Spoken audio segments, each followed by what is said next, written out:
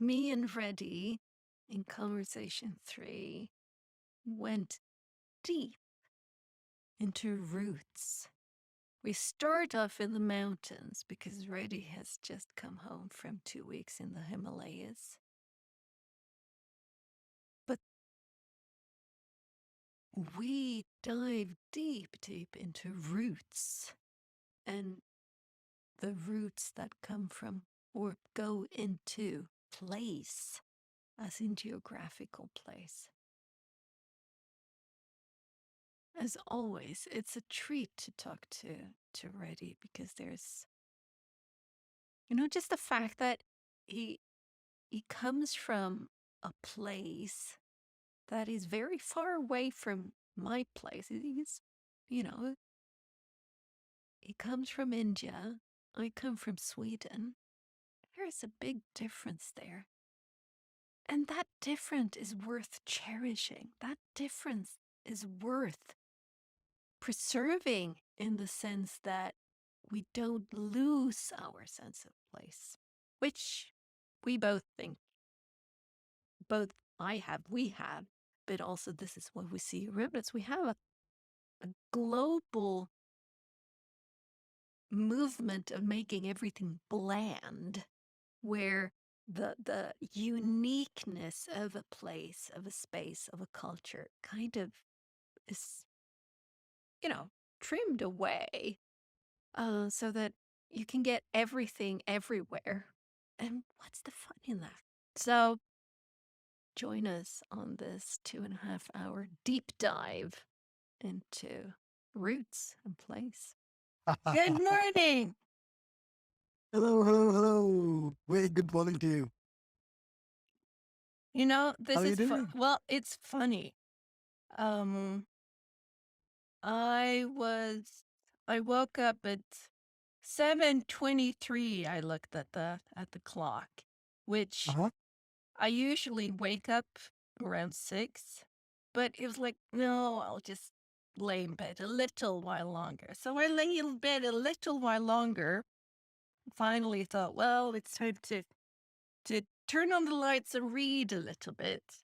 I turn my head and I look at the clock and it reads 9:53. And I'm going, shit, I have a podcast to record in 7 minutes. So a little bit, just getting away, you can say. That's me. All right. So I hope I'm able to brighten up your morning That's and what I wake you hope. up with a Yes, whole bunch of conversational chaos. because I think that's what you will be doing because you have it's what, 10, 11, 12. It's what, 1:30? Yeah, it's 2:30 in the It's afternoon. 2:30 in the afternoon. So you've been up for a long time, right? Mm-hmm. Plus, you have been to the Himalayas. Yes. Holy, My God, I've been so excited about that. I'm so curious. I want to know why you went, what you did, where you went, what it was like, what you learned, how you played. I want to know it all. So, Oh man.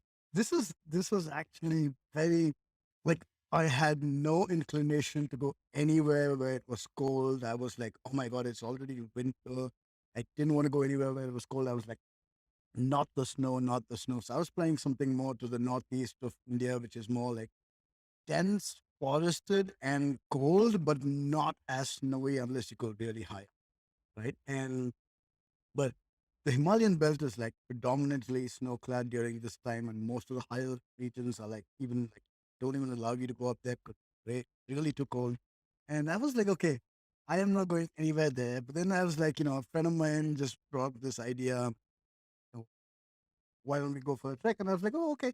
And then my brother threw out this thing, and he's like, why don't you go to the Himalayas? And he's like, like I'm going to the Himalayas. Let's go for a trek. And I was like, no, no, no, no, no. We're not going to go to a cold place. Like that's the last place I want to go. But surprisingly enough, I just said, okay, wait a minute. everything is in place. I don't have to plan anything. Everyone knows where they're going. So I just like tagged along. And before you knew it, I was up in the hills. I had no idea what I was doing. I've never done a winter trek. I didn't know what, I didn't know what to expect from this.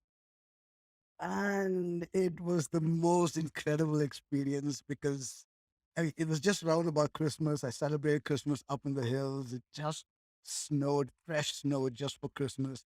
And I had this, everything just seemed to fall in place. Everything just seemed to fall in. Mhm. So it was you, your brother, and a friend, or were there more of you? Yeah, eventually there turned out to be more people because it turned out to be like there was a group sort of a trek going on. And so we just tagged along and there was a bunch of people, some of them whom I knew, some of them were complete strangers. And so it was a very eclectic interaction. So it wasn't just limited to known people, it wasn't just limited to unknown people, it was a mix of both. And even the idea that, I'd been to the Himalayas, but I hadn't been in this sort of an experience where it was an organized trek and people are doing this book. And normally I spend a lot of my time doing solo travel. So for me, this was a very strange experience. Like, Mhm, oh, so many people and like mhm. so many different kinds of people. And there was someone who was like 60. There was someone who was just like barely 25. So there was this Cool. completely, it was like an intergenerational playground of sorts. Like, so it was very exciting just to be in the midst of like, normally when I go up on to the hills, it becomes a solo experience. It becomes one of those retreat kind of experience where I retreat into myself, right? It's just me, myself, the elements, the animals, but then they aren't interactive, right? I mean, I always think of plants, animals, rocks, the actual mountain itself as animate creatures, except they don't interact with me. They're alive, but they're not interacting, and I just don't understand how they interact.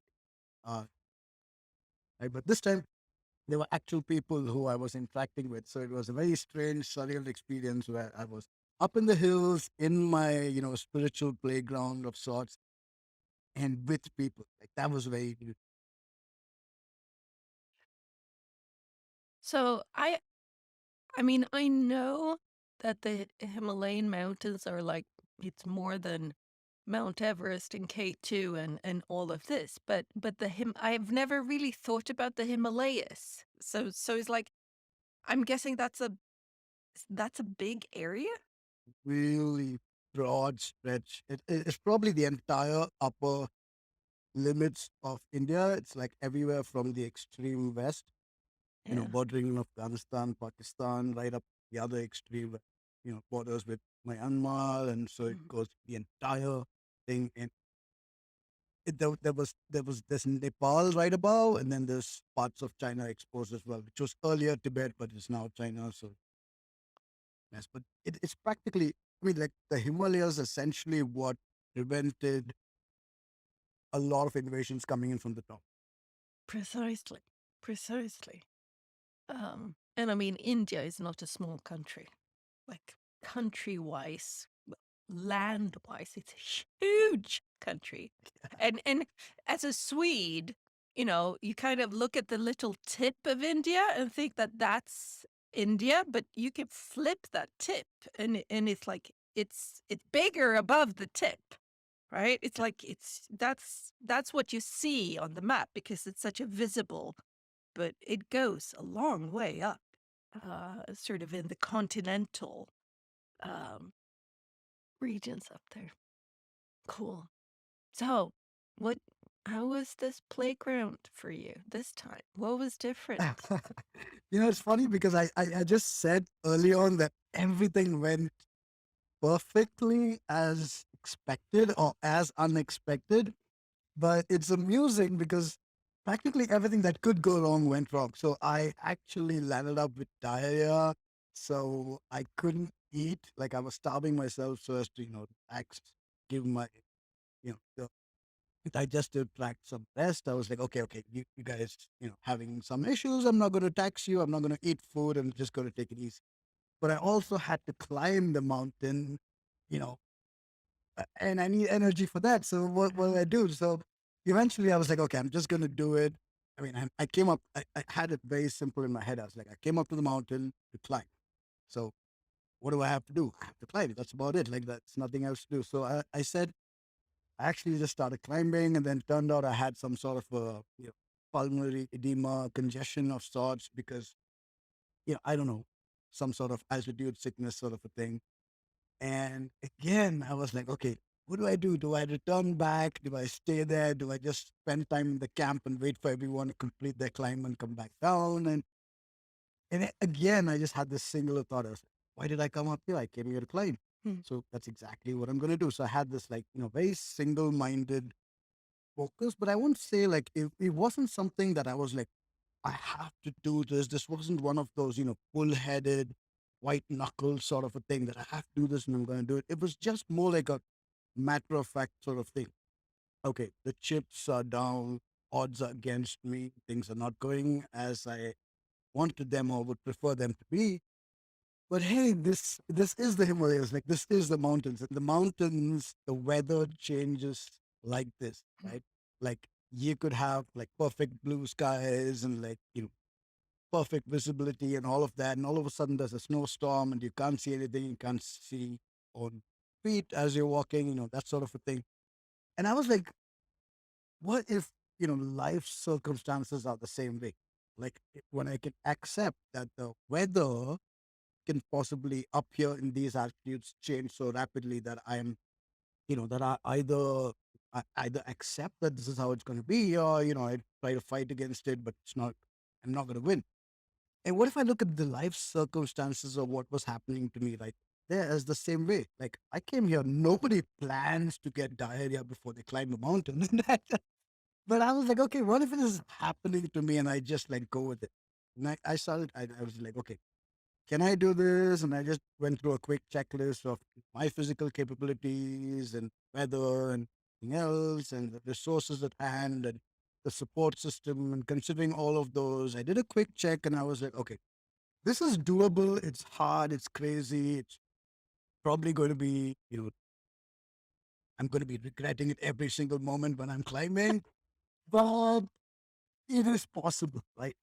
And I was like, that's all I need to know. It is possible for me, specifically in this specific situation, provided it doesn't get any worse, right? So I was like, okay, let me give it a try. And that's exactly what I did. I just like, I didn't look at the sites. It's very interesting. I mean, like all of the photographs that I took were, was just like, quick, one click, one click, one click, and that's about it. Like I didn't spend minutes and hours setting up and get the right shot, none of that.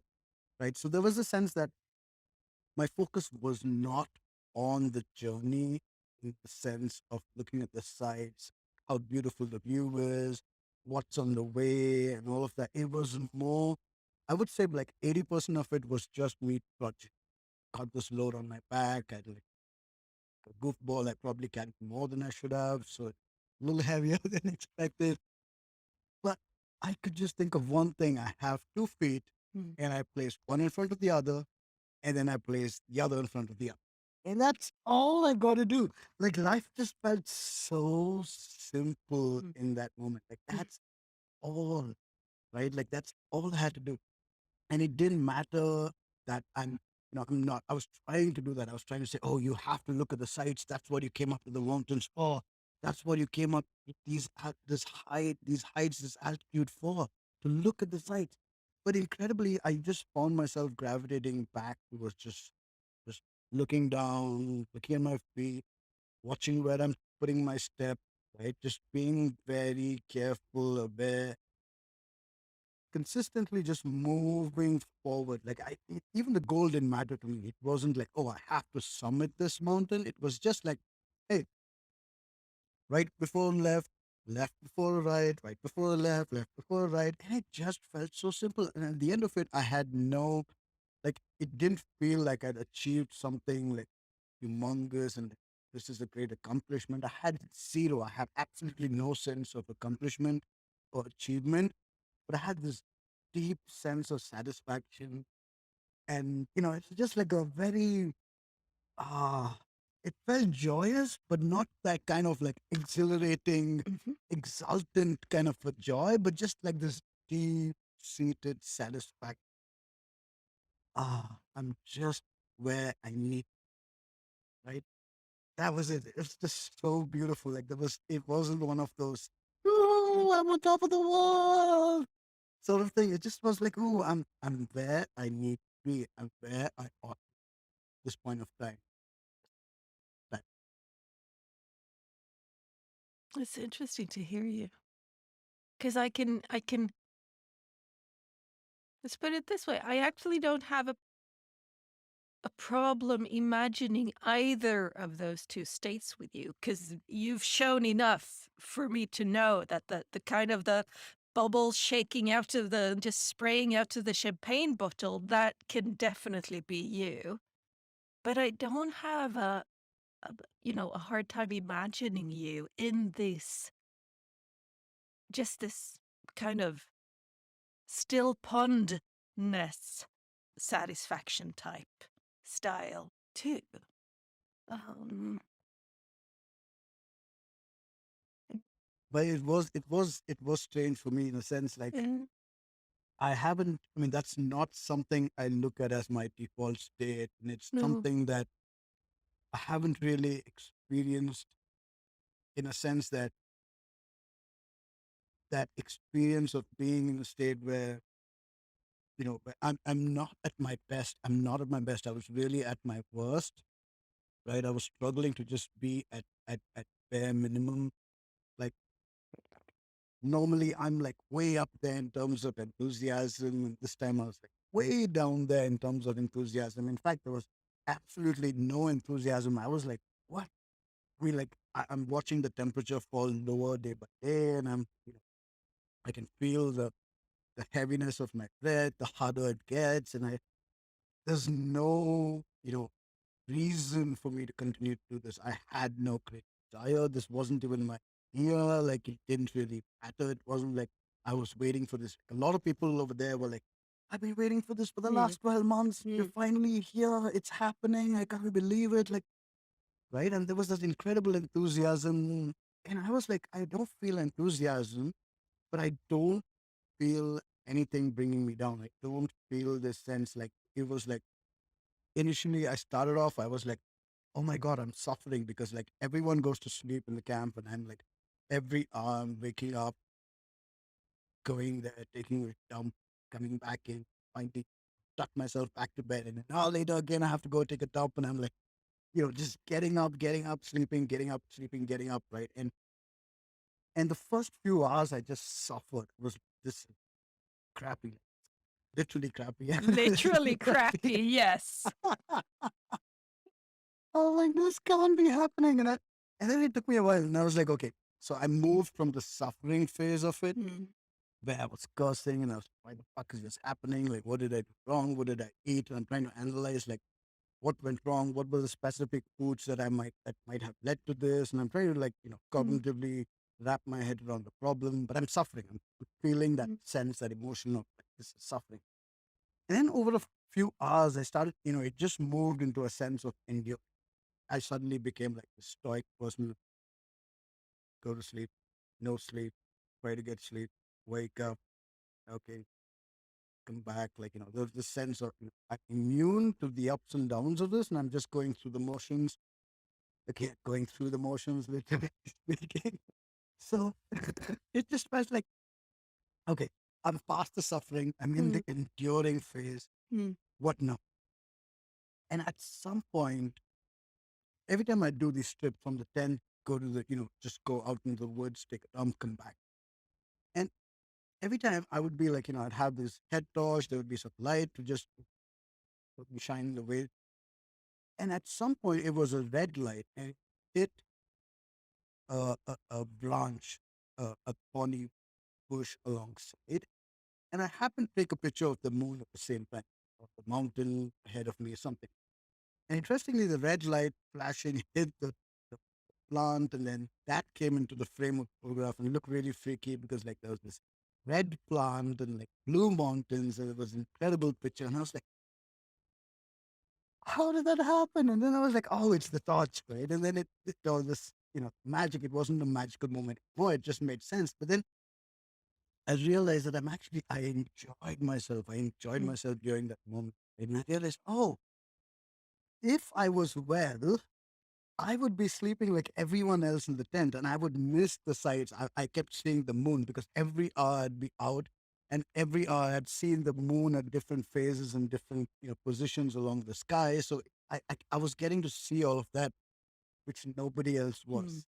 So I realized now that I moved from suffering to enduring to now this was like, wow, I'm the only person who gets to experience this beauty because everyone else is asleep, right? And that moment, I was like, oh, this is the best possible thing that could happen to me, right? And then as the day continued, as the day dawned, and everyone's up and doing about things, and like everyone's grabbing breakfast. You're hungry up in the mountains. It's cold. You want something hot. Oh, I can't eat. I got a bad belly. The last thing I want to do is eat. It tax my system some more. So I was just fasting out of, you know, no choice. I mean, it wasn't really a choice. It was sensible decision to make in that medical situation. Yeah. But then I realized that the fasting was making the experience more heightened.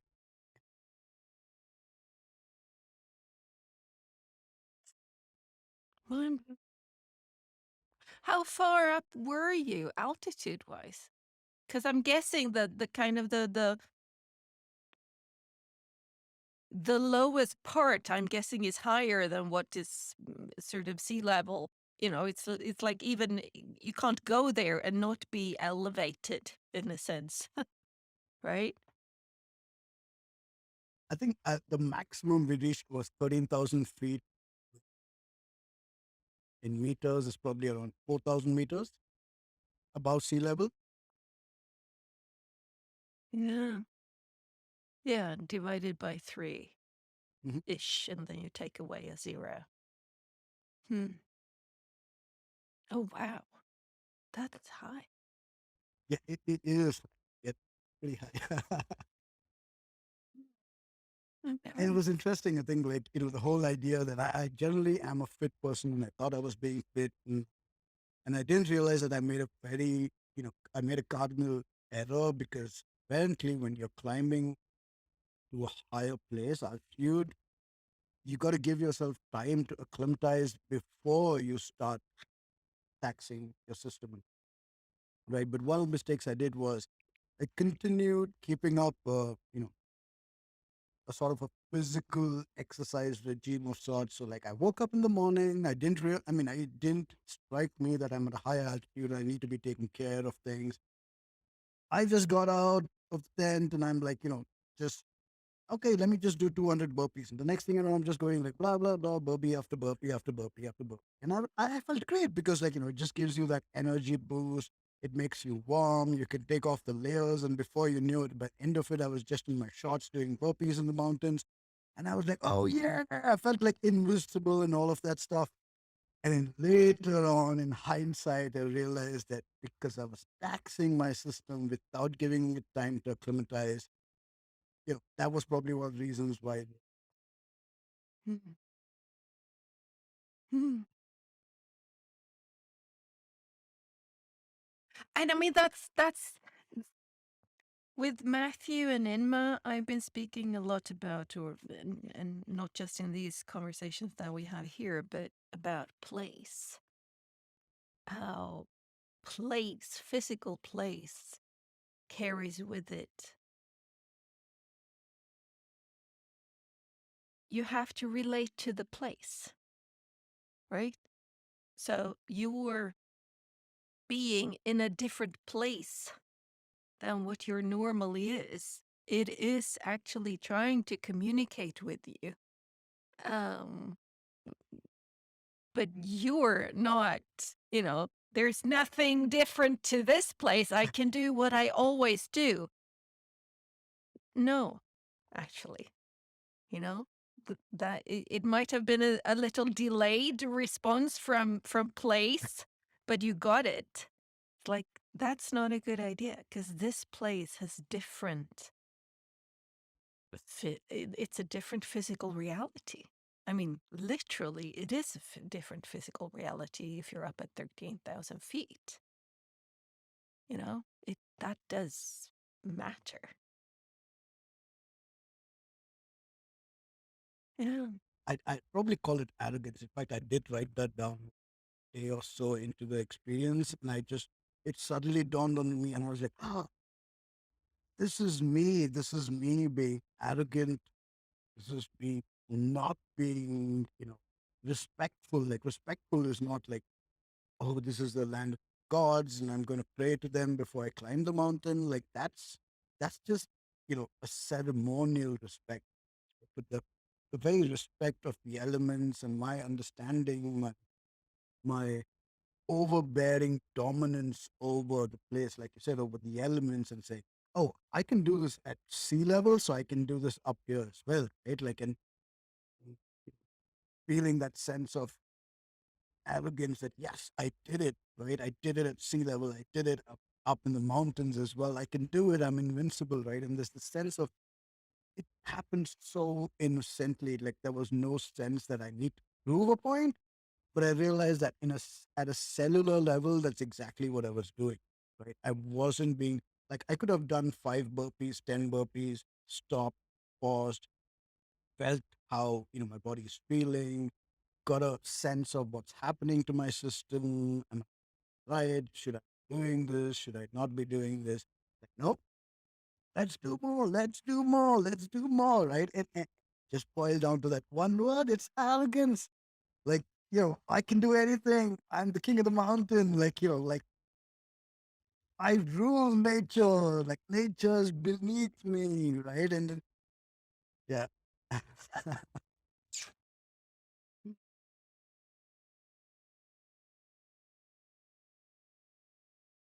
How long were you away? 2 weeks? And it was like not all of that was up at at high altitude. I came down a little lower after a while, but there's this sense that after I realized that this is happening to me, I started I won't even say, I think I got acclimatized not just to the climate, but to the whole idea of me being in a place where things are different, the world is different, people are different, the environment is different. And I am different. I'm a different individual up there. Right? Like, I'm not the same person. This is not the same body I came up with, Mm. right? That body is different. This body is different. That mind is different. This mind is different, right? And the moment I started accepting and respecting that difference, it was incredible. Everything started feeling like just felt like the mountain opened up to me. I was able to accept everything that the mountain was sharing. I just felt so at peace with everything around me. I felt so comfortable with everything around me. The colder things got, it didn't like, I just started getting more comfortable with things, situations, people. And interestingly, I had this one very scary experience, and it had absolutely nothing to do with on, right? And like, I'm an addict who has, gone through years of substance abuse and who's been clean for a while now. First thing, you do if you want to stay clean is you stay away from the drugs. That's just Mm. basic 101. You Mm. don't go you don't go anywhere where there are drugs, right? And you don't hang out with people who do drugs. And interestingly, I found myself in a situation where I was in this room with people, and all of them, all of a sudden, just start taking out drugs and doing that, right? And now Oops. I'm like, Mm. oh, at first I was like, and I'm even thinking, this is a holiday. And it's been like, I have like 17 years of clean time. That is like, wow. That's like, superhuman. I'm like, oh, I can handle it. But I think it's beautiful because now I'd understood that the arrogance had shown in the mountains, right? And I think that lesson had that. What do I do now? I have two options, right? I can go into panic mode, which is what I've done earlier on in my recovery. I would be in panic mode. If I'd see someone even remotely light up, pull out, pull out some drugs or just possibly even talk about doing them, and I would literally run. I would like Mm. physically just turn around and Get the run as hell out fast of as I can there. because Yeah. I and but that was a panic-driven response. That was a panic-driven response which served me in the past. But I was like, what do I do now? Right? Do I use that same panic-driven response, or do I bring in this new arrogant response when, oh, 17 years time and I'm up in the mountains, nobody really knows. Maybe I could just take a hit and it'll all be all right. Right? Mhm. Oh man, it was like, now that's desire. One side of the coin I have fear, Mm. and the other side I have way up in the hills. Just gonna take a hit or two, and no one's gotta know. Nobody's gotta know. I was so excited, so like delirious with joy and with just the possibility of doing that was getting. I haven't even done anything. I'm just seeing everything be read, and I'm like, just the possibility of doing it, and nobody need to know, and need not even go on my record. I could keep coming back, could tell everyone that, oh, I'm still clean. I never did anything. I mean, it's Precisely. been Nobody 17. but you would know. And I'm just like, all the while this is going on in my head. By now, the stuff has started coming out, is getting prepared. Like someone's holding joints, someone's smoking chillum, someone is like, pulling out oil to put the brown sugar on. So like all of this is happening, and I'm like, I didn't go to either extreme. I didn't run up. I didn't satisfy the desire of trying taking a hit. I just sat there, and when it was offered to me, I was like, "Thank Oh, wow. you." And that was it. And I was like, oh, this can't be happening. I'm probably going to give in, like, right? And I was just like, this, it cannot, like, it's just right there at arm's length, right? And I don't even have to reach out. It's being offered to Offer me. to you. Yeah. Didn't take it. I didn't ask for me, like, I didn't, like, but I didn't even feel the urge to go closer to probably, just get some secondhand hit Yeah. from there, right?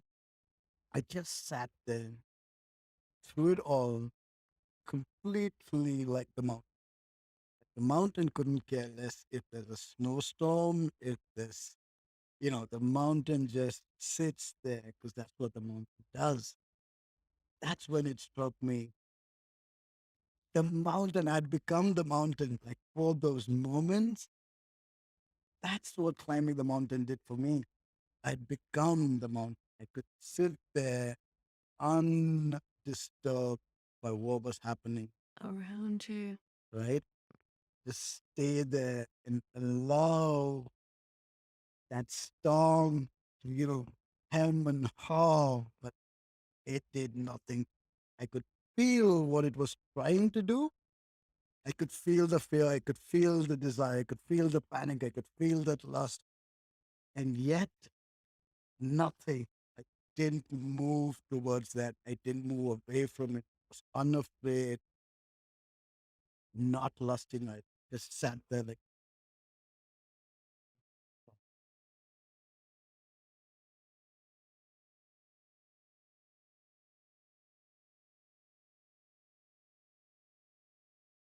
That brings tears to my eyes.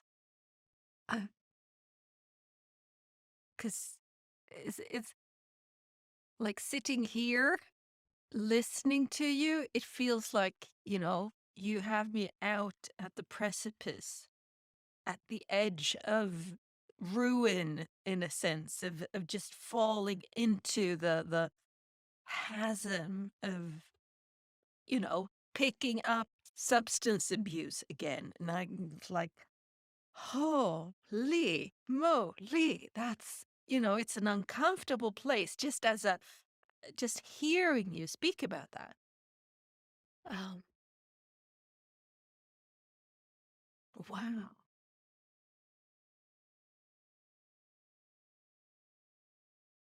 But it is like this, I call that state where you are in touch with your innate well-being, um, regardless of the circumstances. It can, like you say, it can be stormy like crazy around you. In your case, people were shooting up and doing drugs, right? My case, it's been instances of in relationship with others, in divorces, in when there's lots of like relationship drama going on, and I can just be in that place of being the mountain. Just being and kind of not being touched on the inside by it, being aware of this deep, deep, deep well of well-being, um, and being able to pull from it, kind of. Mm. Idea that it's not that we are being numb, because that's exactly what numb to sensational feelings. But in this case, I could feel it. I could feel the pull of desire, feel the pull of fear. I could feel all of it intensely, even, but I wasn't acting on it, and I wasn't compelled to act. Like, I could taste the obsession, but there was no compulsive act. Not even like I could feel myself being pulled, but at the same time, there was no movement. There was no movement towards it. There was no movement away from it. And there was just this sense, like you said, like a deep well of something that still it's unmoving. It's just rock solid, resolute determination. And yet it wasn't one of those experiences, white knuckling. Just, No, I no, won't no. give in. I won't give in to this. Right? It wasn't one of those prudish, non-desire. I won't yield to temptation sort of an energy. It was just gonna sit here, just gonna experience this moment. It is a real situation, but I don't need the full Either push of either this. of them, yeah, precisely. That was So does this change how you relate to your addiction, to your addictive behavior, your addictive history? Do you think you will how has this changed you, going forward from that? Will there be a change for you? Or was it just this was an instance where I will still stay away from drugs and drug users and stuff? Or is it like, okay, I can remain me? How? Tell me how. I don't think I'm going to make any ground level changes because I think I will still avoid using places, playgrounds. I'm going to put myself, because I realize that that's exactly like this experience. If I would like make this my reality, I'm again showing that attitude, Yeah. right? And I'll be, oh, I did it once, I can do it again. Like I'm Right. invincible, right? And I realize, no, no, that isn't the lesson here. That isn't the experience here. The experience is that I had unlocked a certain kind of an energy, was new Mm. energy of being right. I'm literally Mercury. I run circles around people. My mind can juggle concept Mm. from this end to extremes. I can bounce between dichotomy, just walk path for me, like things that require rapidness, quickness. All of those things are like innate to me. Like those are energies I've lived without, move places. I can embrace a new individual into my life. I can reject an individual from my life like this. Like everything I can do like really fast. Like that kind of fast wind like energy is something I am, and that's who I've been. But this energy of being a mountain, being still, was something I'd never experienced. And maybe that's all it was meant to be. Maybe it was just to give me a taste because I had invested effort, I had devoted my effort towards climbing that mountain. That experience of being a mountain was probably just a gift. It was a gift. Like this is, I want you to know, since you climbed me, since you did all this, right? I want you to know how it feels like to be me. And that was probably it. So it put me in that situation and it gave me that experience. This is how you can be like in the midst of a storm, untouched, unaffected by everything that's happening around you. But if I were to go throw myself into that situation, I think that would just, again, being arrogant and expecting, right? And this is, these are like, this is also a certain sense of, in a way, I can say it was my determination, but reality was there was no determination. There was no effort from my side whatsoever. It was just like an innate thing that happened entirely of itself. Like I never once had to give myself a single affirmation that says, I will not yield to this temptation. Right? I never heard myself say that even once. There was no impetus from my side. It just happened all by itself. Incredible sense. And I think that if I were to put myself in a situation, I'm just pushing my luck. Yeah. Maybe that's all it was. Maybe that's all it was luck.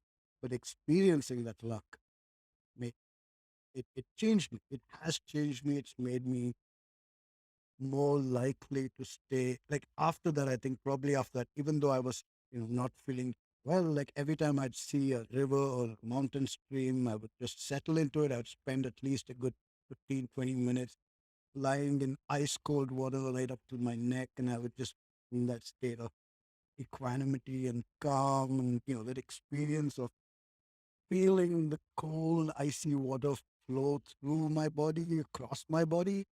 And yet feeling like I would just feel like I'm one of those stones in the river, like just lying there along with the other stones, and that's just who I am. Right? I just started feeling different energies, which was something that I normally don't feel. I'm just one of those hyper people, but all of a sudden I'm just feeling this other extreme, and I feel like that itself was the gift. It's got nothing to do with me becoming a different kind of an individual. I'm still a human. I'm still a physical body. If one, hit of that runs into my veins, the next thing you know, I'm going to be craving for that every single second. Yeah. I'm not a god, but I did taste that sense of godliness or that aspect of the mountains godliness. Why do we respect mountains? Why do we love mountains so much? Because they're untouchable, right? They Mm. sit there in the middle of all of that, untouchable, whereas we humans can be, thrown around by fear, by desire, any of these emotions can just take us everywhere across the place. But then come rain, come storm, come whatever, the mountains stay. These traits I would love to have inside of me, but these are gifts. If I Mm. were to start believing that this is me and this is who I am and I can control these all by myself, I probably. Mm. You sound softer or lower all of a sudden. Um, I don't know if you're. Did you move away from your mic? No, no, I think I don't know. Maybe it was just Maybe it. you It just does spoke feel like slower. that. Yeah, or lower. Yeah. I think it this has happened like since I've come down, since I've been up there, since I've come down, I've found myself, like there's a certain the tonality of my voice has changed. I don't know, just the congestion of my lungs, or whether it's really something that's happening. I don't quite know, but it definitely feels like something has changed. Definitely feels like I've like moved through a certain level of something, right? And now that's my new me, right? Like at times we Yeah, shift, your paradigm shifts a certain yeah, level, yeah. and We have a now new that becomes your baseline. new. Yeah, Yeah. yeah. And it's interesting to think about, like when you speak about the mountains and them being resolute and kind of just, they are just there. It's like, yes, they are there. And there's changes for a mountain too, but a much longer arc of time. Like human time, it's like uh, that's like the blink of an eyelid for a mountain, you know? But if you look at uh, the Alps in Central Europe, it's like they are old mountains. They have been around for a long time and they were much, much higher back in the days of Alp mountain youthhood. They were much higher, much sharper than what they are now because they have been worn down.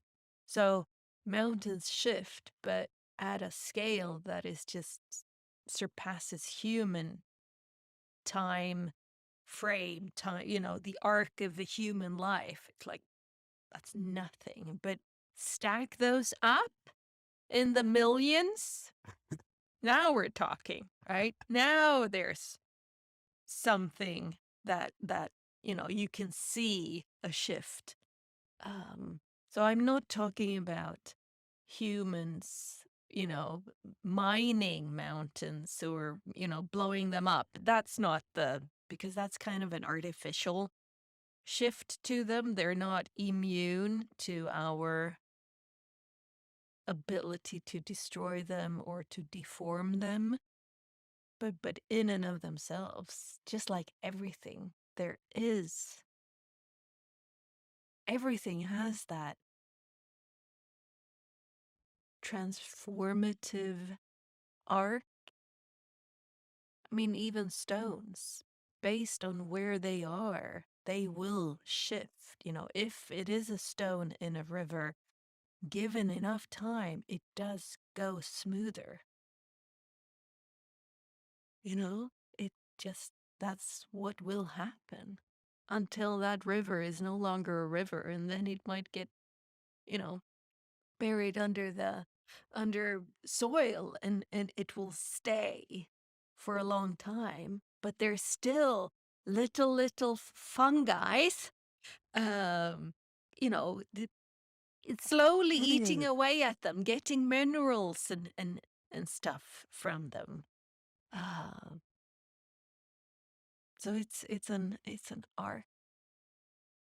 The arcs of transformations are just have a different trajectory, different.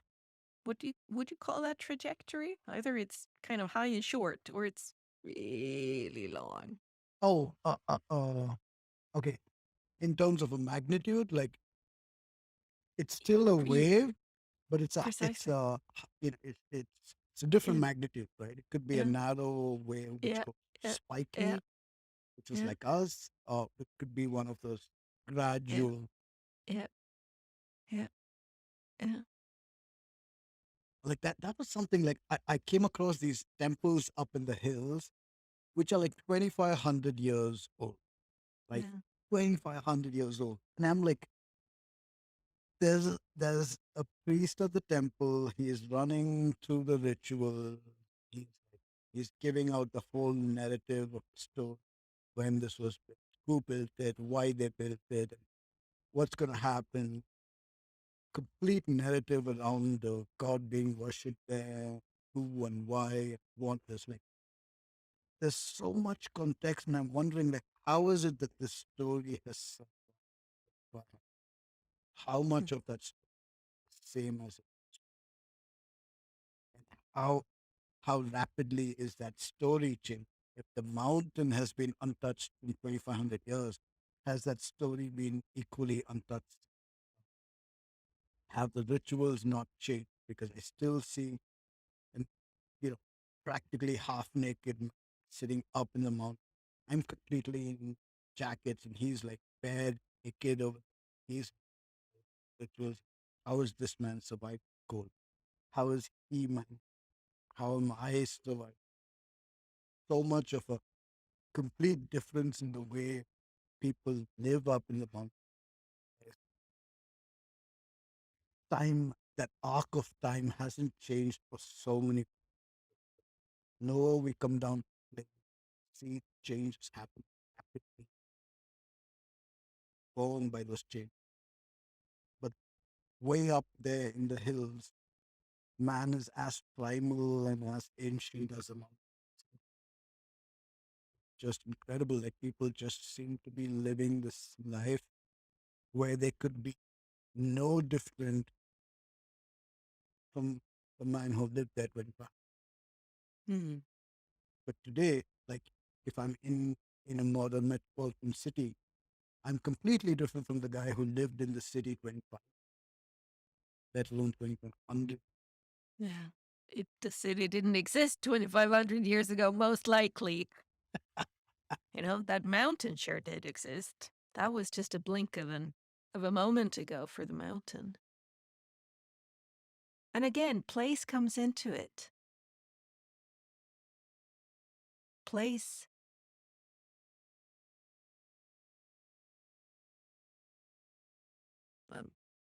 Because I live here in Malmö. I've lived in this house. Um,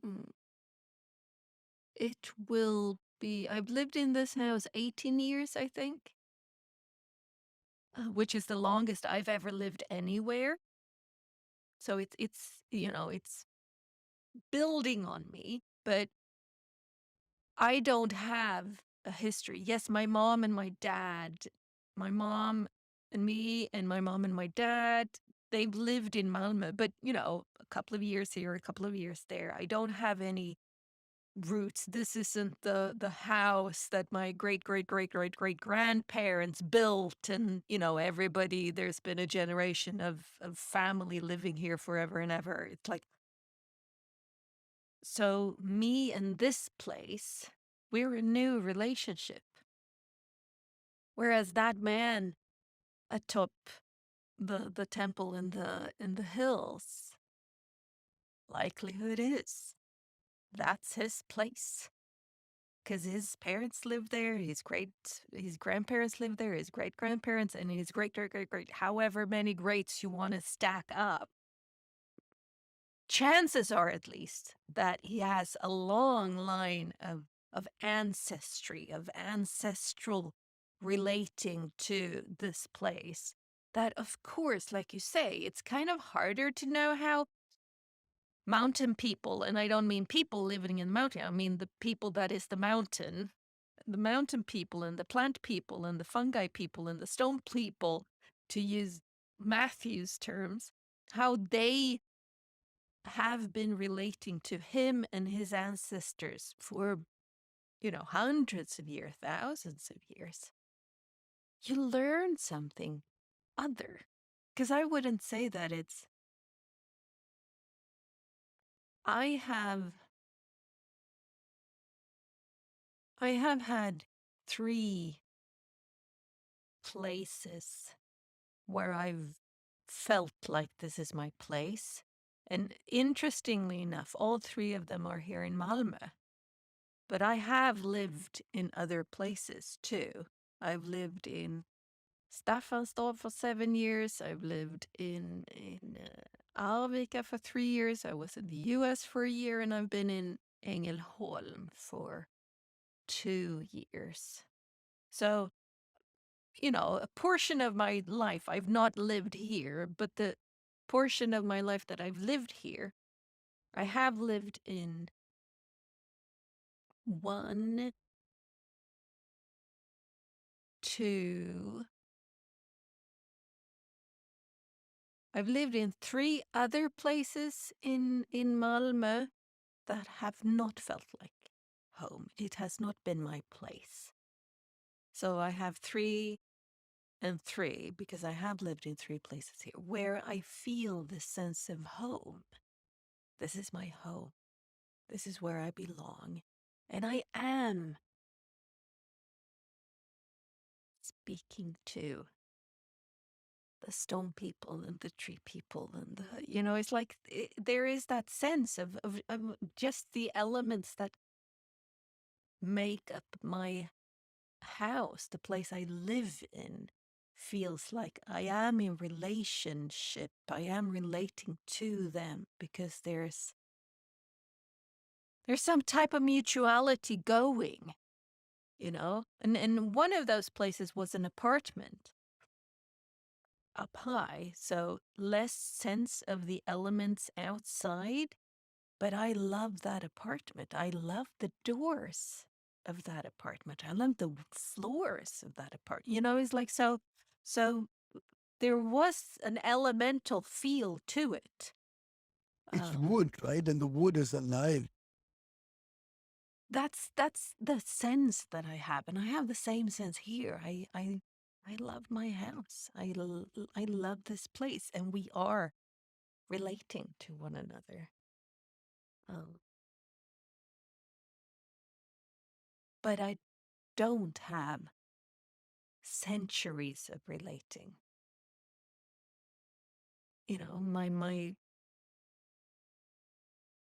My ancestry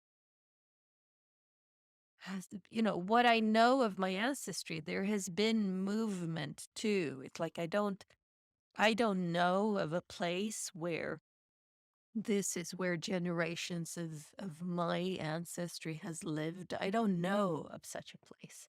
Might exist like further back, but I don't know of it. Very interesting because it just reminded me of something. There's Vivekananda had mentioned this about Indian education system, and he was saying this is like I think years back before he gave his first address. It became one of super famous things. But he mentioned something about in India, the first education you got was about your ancestral line, right? And it wasn't just your first name and your last name. You practically had like a dozen names which which made you up, right? And you literally had to know each one of them. I am so and so, son of so and so, son of so and so, son of so and so, son of so and so.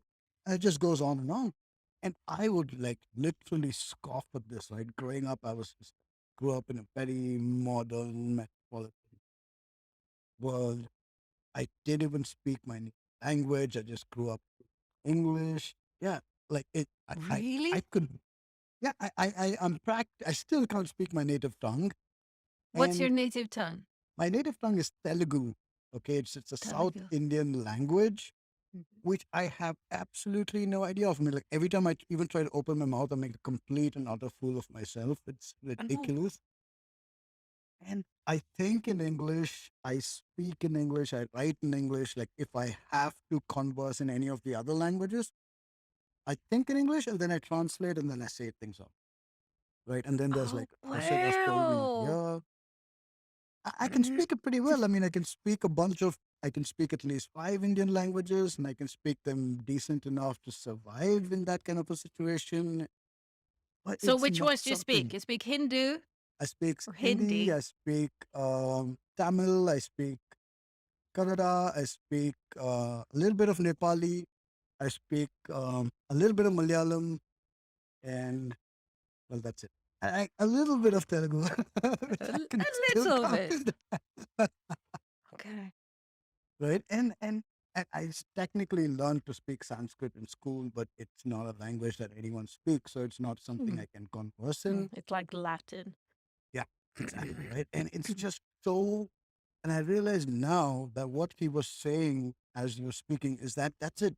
Like, what is the point in me studying the history of the world? What is the point in me studying the history of a land which is 10,000 away from where I live when I don't know the history of my people? I don't know the history of my land. It's a wrong basis to build an education upon. Like, because at the end of the day, this is my reality.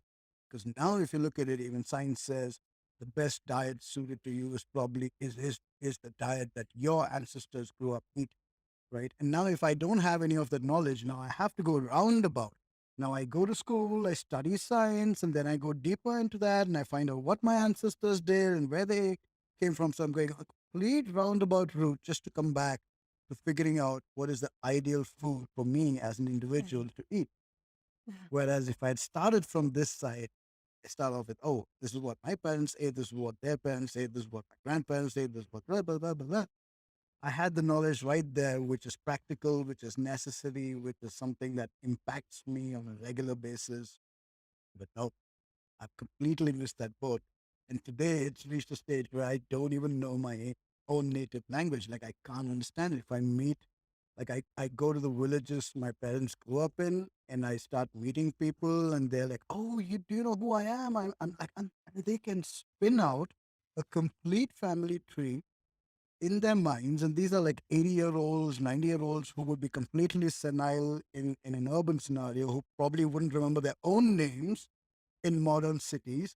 But in the Yeah. villages, these same 80, 90-year-olds can even spin out an entire family tree to me, which branches out many generations into the past, right?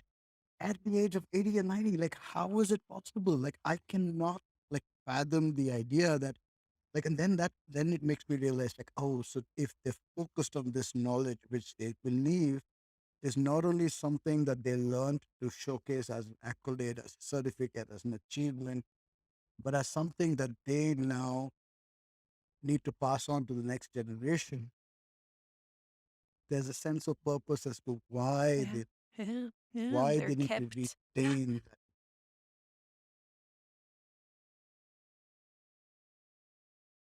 which is, ah, it's like my grandmother, my paternal grandmother, she died in 2016, 2 weeks before her 98th birthday, I think.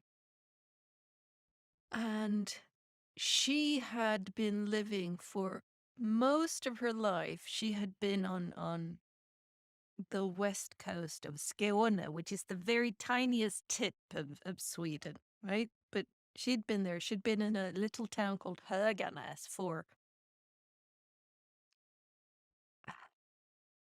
well, at least 70, 75 years, I would say. And before that, she'd grown up not far from there, like, so it was in that area. And Same read. and when she got old, 90 plus, she started to kind of lose a little bit of her abilities. And my aunt lived on the East Coast in a lovely little town called Aarhus. And my maternal grandmother, I think she was 95 when sort of the family rallied together and moved her from Höganäs to Aarhus to an apartment. And she got an apartment in kind of one of these service homes where everybody has an apartment and you don't have to have any help, but if you need help, there's helps to have, and there's a communal dining hall where you can come and get food and stuff. But it wasn't long. And I'm not I'm not definitely not blaming my aunt for any of this, because it was really good to know that there was somebody close to my grandmother. So no, like, but in the context of what we're speaking about, it's interesting how place can can keep you perhaps well abled longer because it wasn't that long until dementia started to set in quite severely. And I mean, she was 98. So, you know, but so after a couple of years in that apartment, she moved to a dementia home. And but it's it's an interesting thought experiment if her trajectory would have looked the same if she had been in the surroundings where she knew every street, every house, everything. She wasn't too fond of all of the modern stuff. Let's me put it that way, because she had 75 years in that little town, right? And but it's interesting because I think you are pointing to something there, this relationship to place and people and purpose. Like that, not purpose as in this is like my life purpose, but in I have something of value to give, to provide, and there's a place for me in this place, right? Mm, yeah. That makes like that's exactly what it feels like, right? Like if you look at it today, like people retire at 30, at 60, right? And what do you do after 60? You have nothing to do. Like there's no purpose because you absolutely have no purpose in society once you retire from a functional job.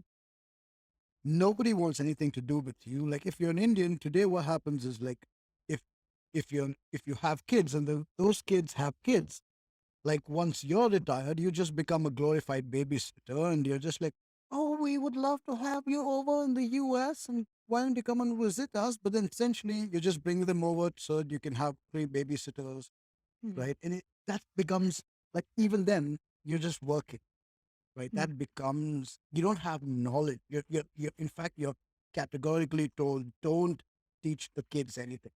Just change the diapers, give them food, do the basic stuff. It's not your job to teach them. They go to school, don't fill their heads with nonsense, with the right? old Like, Indian rubbish. yeah, Yeah. right? So you're even making it worse because now you're making them ashamed of the knowledge that they've accumulated, that they got from their ancestors got their ancestors. So, there's this colonial guilt was left behind Brits, and now it's more of a modern, reinforcement of that guilt. Like we don't want to teach the kids superstition. The kids are going to school, they have their source of knowledge. Mm, But then it's very interesting. Now, why would that individual want to live? From a primal perspective, their job was to propagate as a species. Right? So first they procreate. So they did that. They procreate you, and now you have procreated another. What's still keeping them alive? There's no reason for them to be mm, alive unless there was something still left to tell. Stories, right? Because that's essentially what humans do. We pass on stories from generation to generation. The old man by the fire, that old trope of the old man by the fire, the grandfather having all the grandkids around, telling them stories of the old days. Like this is a standard timeline of history, regardless of the civilization or culture that you mhm. come from. The old tell stories so that you tell stories. Just goes on. But now it just seems It's like cool. Yeah. got it right there. Education. Yeah. Education has Yeah, really yeah. cut a line through that one. I think like when you say the power is in the place, right? Like and finding our connection to that place. Like for me to go up to the mountains was me encroaching a space where I didn't belong. But by sacrificing my effort, time, you know, I proved myself worthy of being a part of it. And then the mountain embraced me. Oh, okay, you're welcome. Come on in.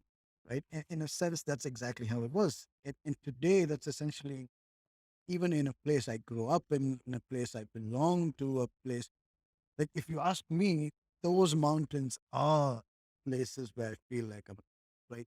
The first time I ran away to the Himalayas was when I was barely 16, 17.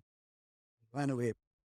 I lived up in the hills for almost a couple of years, lost all alone, single, scared child. Well, I was stoned as fuck, but there's still like, you're Yeah. up there in the hills, you have no idea who you are. There's like all kinds of people you meet, and like I lived in that world, and I never ever felt there Mm. was something strange. But I had grown up in a completely urban environment. I'd never even been to a village on just passing by, looking through a car window. Never even. All of a sudden, I'm in the middle of the hills where time could be like 2,500, 3,000 years ago. And no one would know the difference. It was world steeped in ancient traditions, and I was there.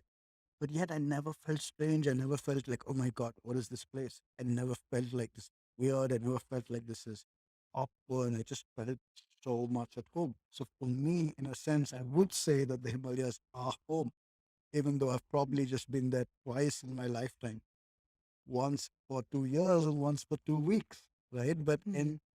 But then that sense of antiquity, that sense of belonging to a time and place. Like when you say place, finding your place in that place, place also denotes time.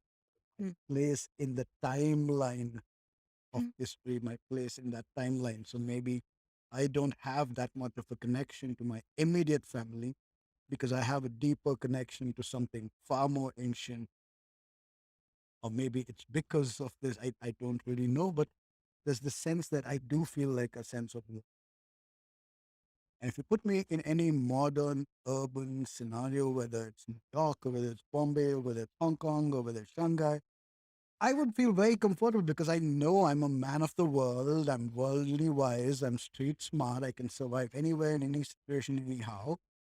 But I don't feel a sense of belonging. I'm super comfortable in any of these situations. It's because I'm just savvy with the way things work in cities. But there's no deeper sense of belonging or feel like, this deep connection. I don't feel that.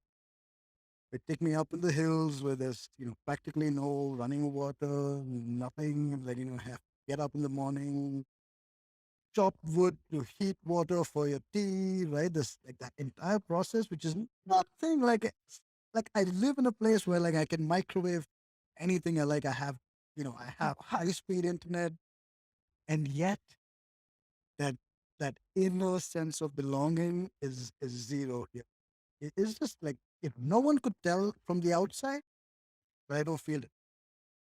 I go up there, but it's obvious I don't belong. I'm an urban human. I don't have the physicality. I don't have the physiology.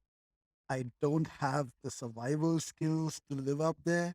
And yet, there's the sense of connection. Oh, th- I know this place. This place knows, right? It's the other way around as well. Does the place know you? Because there are places Yeah. where you feel like you are drawn, right? You feel drawn to a place. Like, why would that be? If I've never been to that place, how can I feel drawn to a place? It's because the place knows. And it makes me wonder if I look at, if I kind of, step outside and observe myself in relation to various places, put me in a modern city and there's nothing. Put me in an old city, like the old parts of London, the old parts of Amsterdam. There's a lovely little town uh, in Sweden, even further south than I am. It's called Ystad. Old parts there, it's like put me in anywhere that has like 3, 4, 5, 6, 1,000 years back, and something happens in me. So I have no, you know, I've been to I've been to the big cities of the US. I've been to New York and Washington, D.C. I've been to Los Angeles. I've been to San Francisco. Um, there are parts of San Francisco that pulls because it looks and feels much more European city-ish than what the others does. But basically, no. But a few of the old cities of Europe, it's like, ooh, I don't feel that in Stockholm, which is the capital of Sweden, even though it has been a place, it has a long history, at least 1,000 years. What would be, yeah, and stuff. But that is a town basically built on islands. So there's rocks, stones, and there's water. There's too little wood around for me. So it's a hard place. For me, it can be really super beautiful. Stockholm can be a very, very, very pretty town. Like, and the waters, because it's basically built on 7 islands and then it's been crisscrossed, and but so water is a part of it, but there's also rock, stone, and a lot of, they blasted it away to make roads and stuff. So it's like it's a hard, it looks hard, and I don't have that pull for it. Even though there are old parts of the town that are super beautiful, but there's too little wood around. I need more wood. For some reason, I need more wood for me to really be like putting down my roots somehow. It feels like it's not possible to that extent to do that in Stockholm because it's so stony.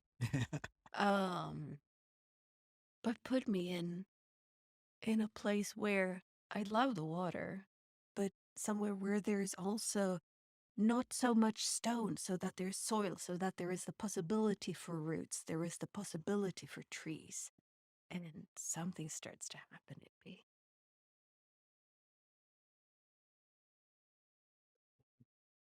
Like in this case, if you're looking grow your roots into some place, right? And now it becomes that much more important for your future generations to remember that this is where our mother grow her roots grow goes on that way. So if there are no roots, then you feel this urge where you want to sink your roots into something, right? And when there are roots where you're already a part of the roots that exist, now it just becomes it, it's almost like it becomes a necessary progression to understand where I come from, right? Because if you already have roots, then you don't have to struggle. You don't have to struggle. You just have to tap in and accept the gifts that your roots, worked so hard in the past for. Like, why do we romanticize struggle? Like, I feel like, in a sense, that living in Yes, a city is yes, about romanticizing struggle. Like, if you go to Bombay, people who come to Bombay are called strugglers, like literally strugglers, because they come there with dreams to make it big. Everyone's looking for the two F's, fame and fortune. And they're like, oh, I need to go through the grind. I'm going to sleep in a little, cub hole until I make it big in the industry. And then I'm going to be this incredibly rich, famous person. Like, until then, I'm going to struggle. And it's strange that the person probably is already rich. He lives in a village far away where his family has already built up enough things. He can live comfortably in that world, but he wants to struggle till again. And I wonder, like, it's strange because if you look at it from a plant kingdom sort of an experience, some plants require their seeds to be sown far away. They do spread by the wind and the way, but some are designed to fall right where they are. right? They're not meant to be carried away for miles and miles. Some are just meant to fall. And I wonder, like, if this knowledge that we spoke about knowing about our ancestors and their ancestors and their ancestors, that just helps us understand what kind of plant we are. If we are the kind that is, that needs to Oh, spread beautiful. away, Mm. right? Or are we the ones who just fall where we are and then we continue growing from right where it is, right? Uh, And like some plants require other animals to come and chew the seed, take them away, put them elsewhere. So is there a possibility that there's someone else who will involve me? Like I think this knowledge of myself, right, who I am, and what kind of creature I am, what kind of individual I am, would make the whole. And I feel like that's why we're lost, right? Like if I had this knowledge right from the beginning, the whole concept of a career counseling, of a growth path, what do I do when I'm 18, that sort of thing, it's already too late. Like this is probably stuff that we should have like figured out by the time we're 8, and it's not knowledge that's given to us by the system, but it's knowledge that comes from within through stories. Like someone, like 5-year-old kids sitting around the fireplace listening to grandpa telling us stories, and those stories like seep in and help us understand who we are, what we belong to, and how we how it's easiest for us to grow. What is our innate nature, right? Like people from a certain kind of a place have a certain kind of a trait, right? Like, why would the Vikings, those are the traits of the Vikings. You're not going to expect people in a forest to have those same kind of traits, because those are traits evolutionarily designed for people who live in those kind of climates, right? mm, Just like me thinking that a boy from the plains can go up to the mountains and start doing things when my lung capacity is probably one third that of a mountain man, right?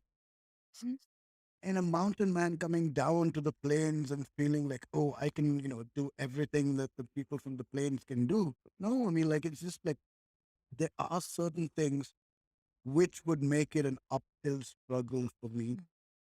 Like, there are certain things which would be an uphill struggle for someone from the mountains. If I knew my story, if I knew my ancestor's story, if I knew the places I belonged to and the places we lived in, right? Even if you're a Romanian gypsy and your family line has Yeah. traveled from Yeah. India to Romania, it's still, you now know that you have the traits of a nomad. You Yeah. have certain traits which make you highly adaptable, right? And so now you can start channelizing on those strengths which you inherently and genetically And making life. it's like there's a lot of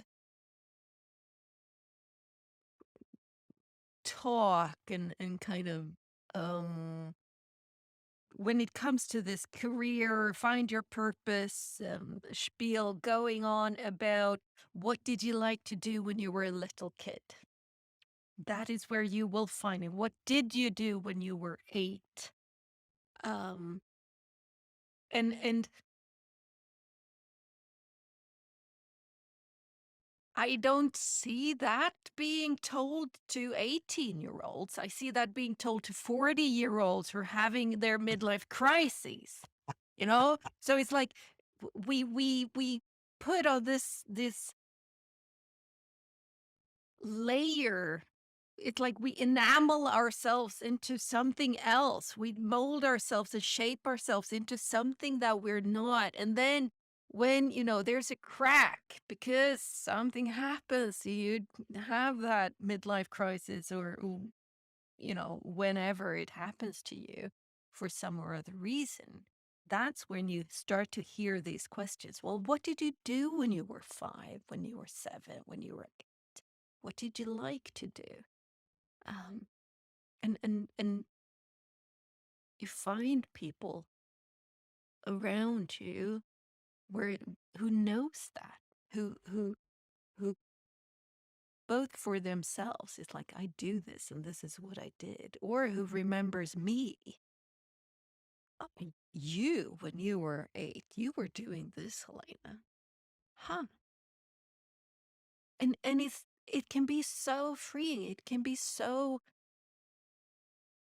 liberating to kind of, oh yeah, because like you say, there's something there. And I do believe that there's like mutations, right? So me and my brother, if I had had more siblings, it's like it's not necessarily so that each and every one of us grows up to be the seed that should just drop down and plant where you are.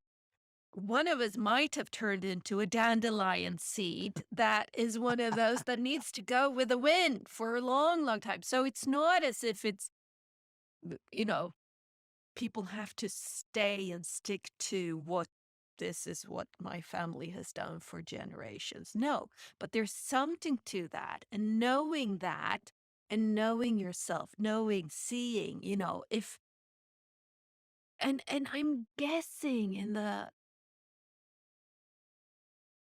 there's today there's the possibility of freedom to that, I think. I'm free to do this, that, or the other thing that maybe wasn't there for many millennia, possibly. But I do think in or I hope that in maybe more indigenous cultures, that not modern man culture, that if you have a village and you live in a smaller village and you have, you're relating to each and every one of the other people in the village, and it takes a village to raise a kid. So if I'm drawn to be with a weaver, even though she's just my, aunt 3 times removed or whatever, I'm not drawn to what my mother is doing or what my father is doing. I'm drawn to what she's doing. I'm hoping that, okay, here's a potential little weaver living inside of Helena. Let us tend to that aspect of Helena. Whereas my sibling might go, I want to do what my father does, and he's a farmer, or and so in this sense of kind of helping us to help each other by allowing what wants to come through you. What is it that draws you? Where's the pull for you? Weaving. Okay. Okay, good. Because we need weavers. They're important. It doesn't matter that your father is a farmer and your mother is a beer maker. There will be somebody else who will want to be pulled towards that. It doesn't have to be me because I'm the oldest daughter, whatever. So this it's like a mosaic somehow of you know It connects. that connects, right? Yeah. Um, and that can like shapeshift. It doesn't have to, or a kaleidoscope, maybe. It doesn't have to be that, okay, over here are the green ones and they're the farmers. Like, no, this green one can come over here and be a weaver. Um, Yeah, like you said, it takes a village to raise a child, and it makes so much sense that it's the opposite as well. The child needs to know the village it was raised from. Right? If it has taken a village to raise a child, then why does the child not know about the village? Why does the child not know that this is so and so, this is so and so, this is so and so? And why does that knowledge not continue to grow and and not continue to provide for the child growth? Like, because right now it feels like, okay, we use the village to raise the child. Now the child is being raised by the system, and now it's no longer our responsibility. It's no longer taking the village because now, forget the village, even the parents don't get to raise their child. The no, moment the child goes into a school, the child is no longer being raised either by the parents or the village, just being raised by the system, embedded in. Because now, forget the village. There's no parental influence. Can you imagine that? Like at the age of 5, I get put into a school, and from 9 a.m. in the morning till 6 p.m. I'm under the influence of a system which has zero influence, zero personal information, zero information about my past, about my parents, about their ancestors, about what they did for the living, how they came to be, and what the land did for them, they did for the land. Nothing. On the contrary, I'm learning something about a land thousands and thousands of miles away, which could Away. just be a mask for all I care. Mm. I mean, growing up in India, what happens in the US is the same as what happens on Mars. It makes absolutely no difference to my life, right? And yet I'm studying about their system. I'm studying about when Christopher Columbus went to the continent, beat up a few of the native Indians and then took over that land and then proudly proclaimed it theirs. And now, it's, I thought it I mean, was in this is, West Indies. yeah, right? Yeah. And, I mean, it's ridiculous if I think that I am investing so many years of my education and I have absolutely no knowledge about my locality, my family, my the land I grew up in, the land they grew up in. We all contributed blood, sweat, and tears to across generations. I mean, I'm now a full-grown man who has zero knowledge about any of my ancestral heritage. Right? I mean, it feels so empty. Like I am quite well read in the sense that I could travel to any place in the world and be very comfortable. Matter of no time, I could be comfortable and I could very happily establish myself in a completely different city or country across the world without a hint of nostalgia or like, oh my God, regret about leaving my home country. None whatsoever. Hmm. Right? And how is that possible? That's because I have zero roots. I Yeah. have absolutely no roots. Right? And it's almost like also this is why the system cut the roots off right from the beginning, so then they can Yep. choose where to plant me as a Yep. seed. Where do we So need you? Yeah. yeah. Yeah. You're the cogs of the wheel. Um, and it links to what we were speaking about last time, I think, when we spoke about this aspect of survival skills.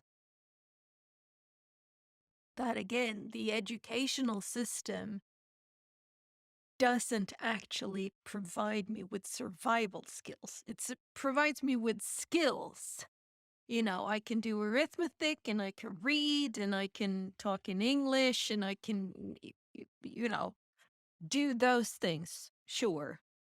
But I don't have the survival skills. I don't know how to what plants I can eat around here, where I should grow stuff in my garden, what wood is good for chopping down and keeping for firewood and how long that takes and how big it's like I don't get that. I don't learn how to weave and how to so the survival skills aspect of education is as much not a part of it really as this place aspect is a part of the educational system. It is kind of a surface level. It is, again, it is this lacquer.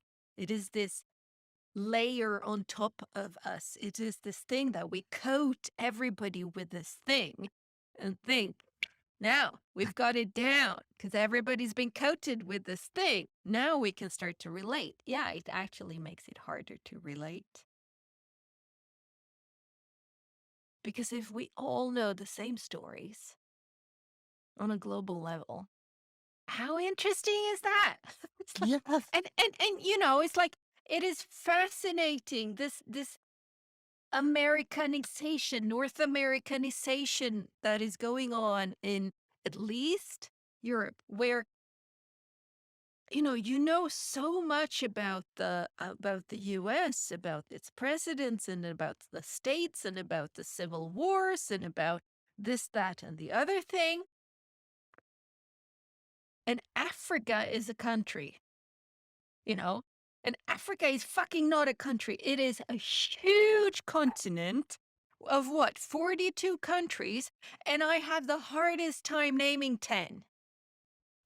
Maybe I can, if I really, but it's like, And I don't really know where they're placed. And, don't even try to get me to mention the politicians of any country in Africa. I have a hard time knowing what the president or prime minister of India is, not to mention China. It's like we don't speak about that thing. But we know, you know, I I know the governor of the New York. It's like how is that relevant? Right? How is that more relevant than me knowing who's in charge in Kenya or Uganda or South Africa? I have no clue. It's like which, of course, might be that I'm, just not interested in. Sure, but I think I'm quite generally, I'm probably quite mainstream that way. It's like it isn't pushed on us. It isn't as present. Ah, And which is strange, right? Because, like, the whole idea that almost all of Europe was built on all other indigenous cultures across the world, right? All the riches of the most beautiful cities and architecture and culture that you see in Europe is essentially yeah. taken, not even copied, it's stolen, literally like stolen from cultures across the world, right? And if anything, forget reparations, forget paying back the harm and the trauma. Like we make such a big deal about personal trauma inflicted generationally between parents and the family, Hmm, between parents and kids. What happens to countries, hmm, right? What happens to countries? All of Africa, all of Asia is still reeling from that years of trauma of the past, right? Forget financial reparations, just accepting that, oh, guess what? We fucked up big time and we would love to make amends. And, maybe we can just start by being friends, right? So yeah. let me take a more deeper interest in your world. Tell me about your cultures. Let me accept that this kind of architecture that we have been using has been taken from this culture and we give credit, let alone but I think that's a beginning, like that's what you said, right? In a world where we start sharing stories with each other, we're like, oh, you know what, that is a beautiful story. Do you mind if I use that story in my story? Right? And that's exactly what it is. You don't have to steal it. You don't have to beat it out of me. You don't have to like So, knock me flat to take it away. Right? We share it. You give me some of your stories. I give you some of my stories. And if you want me to live the same life you're living, that's actually a loss for both of us. Right? That's a loss for both of us because right now, anywhere in the world, any child growing up in India watches the same sitcoms, watches the same TV shows, the same listens to the movies. same music. Ah, it's Yeah, ridiculous, yeah, right? I mean, like, why? Whatever for? Like, how are you going to relate? What happens? What happens to the place? Coming back to the place, what happens to the place, right? Anywhere in the world looks the same to me. Any airport in the world looks the same to me. yes. Any mall in the world looks the same to me. Why? Because they all stock the same brands. Yeah, They all, it's ridiculous, right? I mean, like, and why is that happening? Why? And anyone who doesn't participate in this sort of a uniform culture takeover is just pushed away and like mhm, not spoken about. Like, that's mm, why we don't speak about so many parts of the world because oh they don't even belong in the conversation, they don't even belong. All we do is we take away their resources and then use them to homogenize the world. And and I feel like that's where we're killing the place. Like, we're killing the place. yeah, We're not we're killing the place because the place is where stories come from. yeah, So if you want to kill the story, kill the place, yeah. right? So It's I mean, very now that I effectively look done. back, yeah, I mean, like we never got our independence. Like if you look at it, India never really got our independence. We are still as dependent. We're Mm, just dependent on different. We're not dependent on Britain anymore. We're dependent on the US, right, mm, to tell us how to live our lives, what to do, what kind of education to get, and everyone is dependent on the same country. Everyone is dependent on the same culture. Even if you don't want to give the credit or the blame to a single nation state, it is still becoming a singular culture world over. Everyone worldwide is aspiring. You have Chinese kids aspiring to buy the same pair of Adidas or Nike shoes that, that an NBA player in the US wears. Why? I mean, like, we don't even play basketball. What sense does that make? Like, why? I mean, it makes absolutely no sense. But then I wonder if this is all happening, the destruction of play, destruction Hmm. of the stories that unite us and hold us to the places long. I was just thinking about getting a tattoo, and I'm thinking like, should I get a Nordic tattoo? Should I get like a, a Japanese tattoo? Should I get like a Maori tattoo? And I just realized, oh my god, like I didn't consider getting an Indian tattoo even once. Like it's never even Which is crossed my really mind, the only one that makes sense, right? So honestly. it's amusing that it's so deeply embedded in me. Mm. Look at me right now. I'm wearing like a Chinese Yeah, shirt. Like, style. Yeah. yeah, like I mean, like it's something Yeah. that it happens unconsciously, and I now the fact that it happens unconsciously makes me even more Yeah. why. Yeah. Why would it happen unconsciously? Because nothing is unconscious. Nothing is circumstantial. There is something writing. There's an underlying subliminal current that is changing the narrative of the world in. Now, the least we can do is it's not about like it doesn't even have to feel insidious like something evil is happening inside, but it's just a sense of if I belong to a certain culture, to a certain land, to a certain place, and I think I'm really getting more uh, attracted to that word you brought in, the place concept, Mhm. right? Until now, I didn't realize it was geographical, right? But now when you mention it, the place component it makes all the sense in the world. It's what everything connects to. Mm. Why would people in the Indian subcontinent wear ochre clothes? Because that's the dye they used, which was from the soil that they used to wash their clothes. Yeah. Oh, so that's why the color comes in place, right? Yeah. So Yeah. why is the cow a holy animal? Because that is the animal that provides for majority of the of the villages, the rural world depends on that animal for tilling the soil, for providing dairy products, for nutrition, for a whole bunch of things. So it automatically becomes the most valuable, the MVP of that Yeah. subcontinent of Yeah. the animal kingdom here, Yeah. Yeah. right? And now that you said it, I realized that the physical land that we exist on has all the connections that we see, right? And and the moment we lose the connection with that soil, with the place, the land we belong to, it is then we're rootless, right? Then it doesn't matter. I could belong here, I could belong there, I could stay here, I could stay there. It really doesn't make until I connect back. And it kind of makes me sad. I mean, the most effective way of breaking up a culture is to take the kids away from their parents and grandparents and their family and put them in a school where they don't learn the language, they don't learn the stories, they are effectively roots are cut. And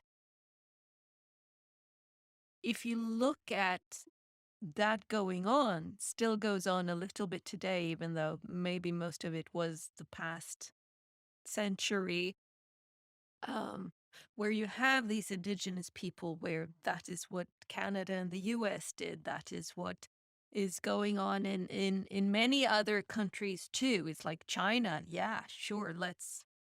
make sure that we stop this culture, this place from becoming a place where you can put down your roots. Let's cut that. But if you look at school, the educational system, it is still what it's doing, but but not as obvious because I don't feel like I have a culture. I don't feel like I have roots that I have to. I don't have that. I can't do the this is 10 generations back. There's no way. It's like I can hardly remember. I don't know my paternal grandparents' parents' name. I don't know their name. It's like shit. So I don't have that sense that I have anything to give. So of course, here school, have my kids teach them what they need to know because I don't know it. But we are perpetuating this thing. We are just continuing, like going ever more bland.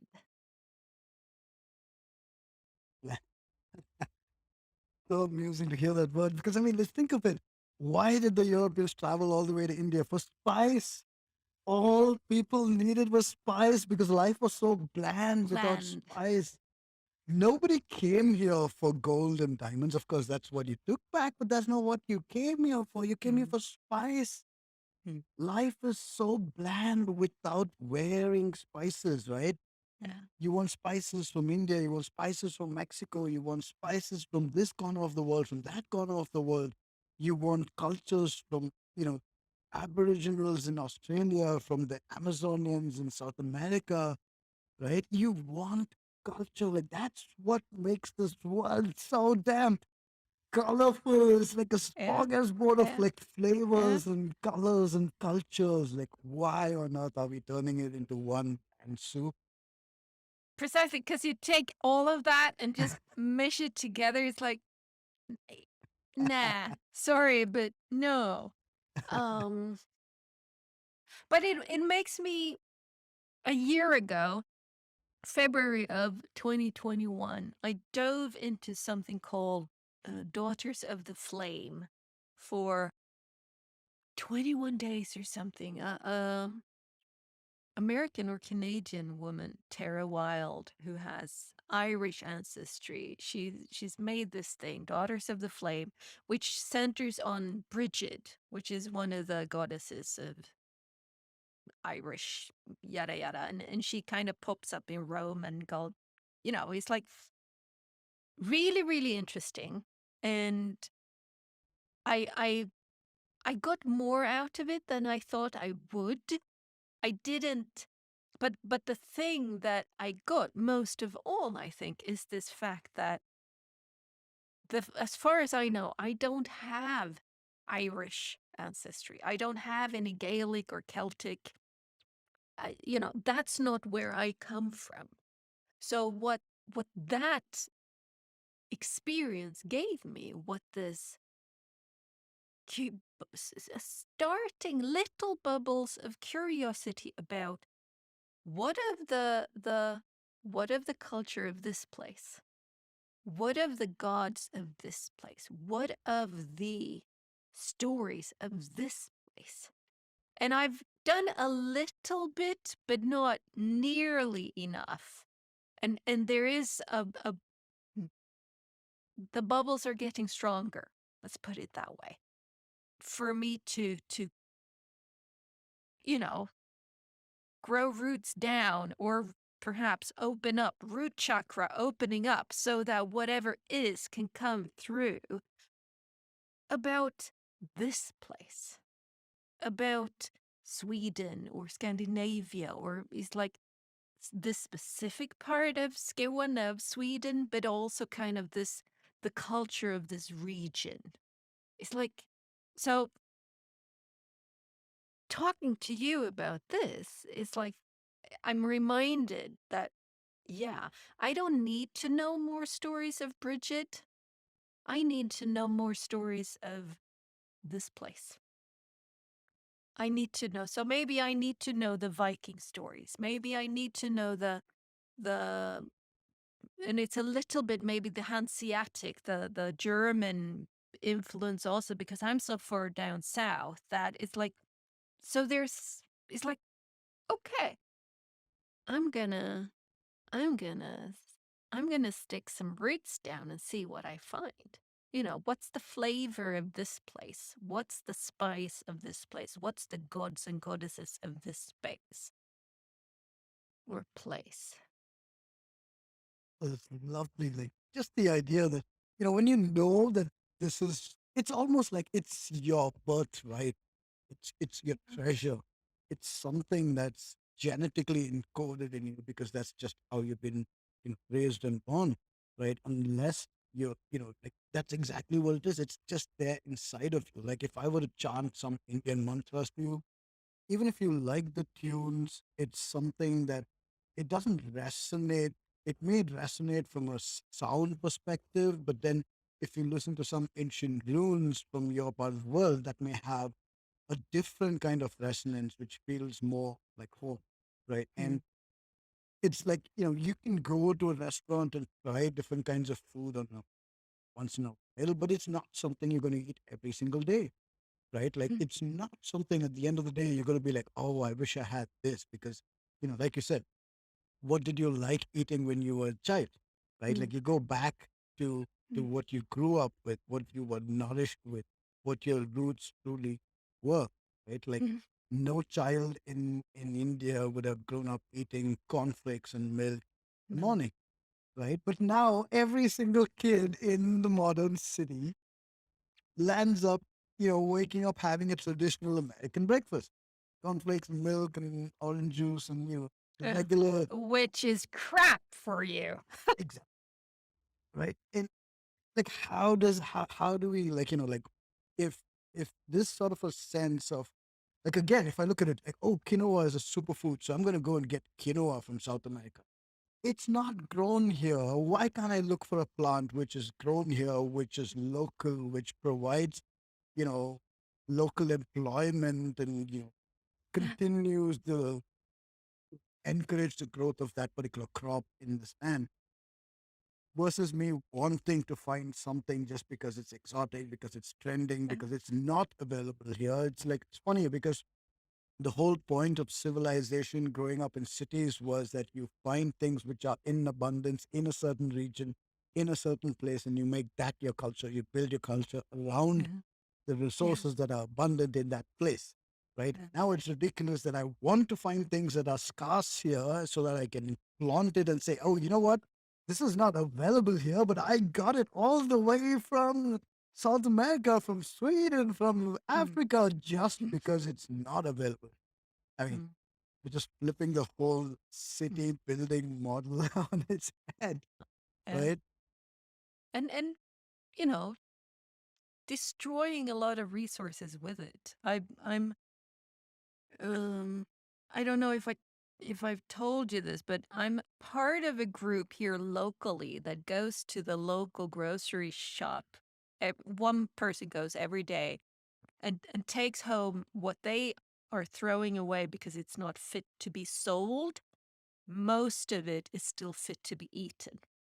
So we go there and buy what they have, you know, sorted out, and then we put it out and so that people in the neighborhood can come and buy it for, a symbolic sum because it's important that there's a sum involved because there's still value in it, and what we value in today's society is money. That's how we measure value, right? But I picked up that the it's like container dumpstering, but done in an adult way. It doesn't have to go into the container. We stop it before it goes in, right?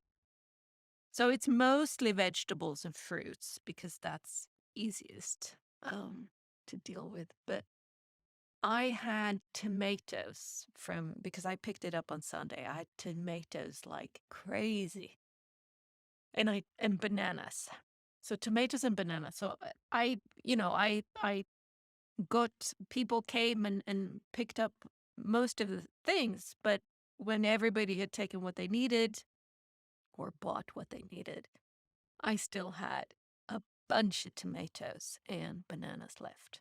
So I made, um, I slow cooked the tomatoes in the oven for like 3 hours on 125 degrees Celsius, a little bit of oil, a little bit of balsamic vinegar, and some herbs, and just, oh. And then I put it in jars and I keep it in the fridge because then I can take a little bit of that when I cook.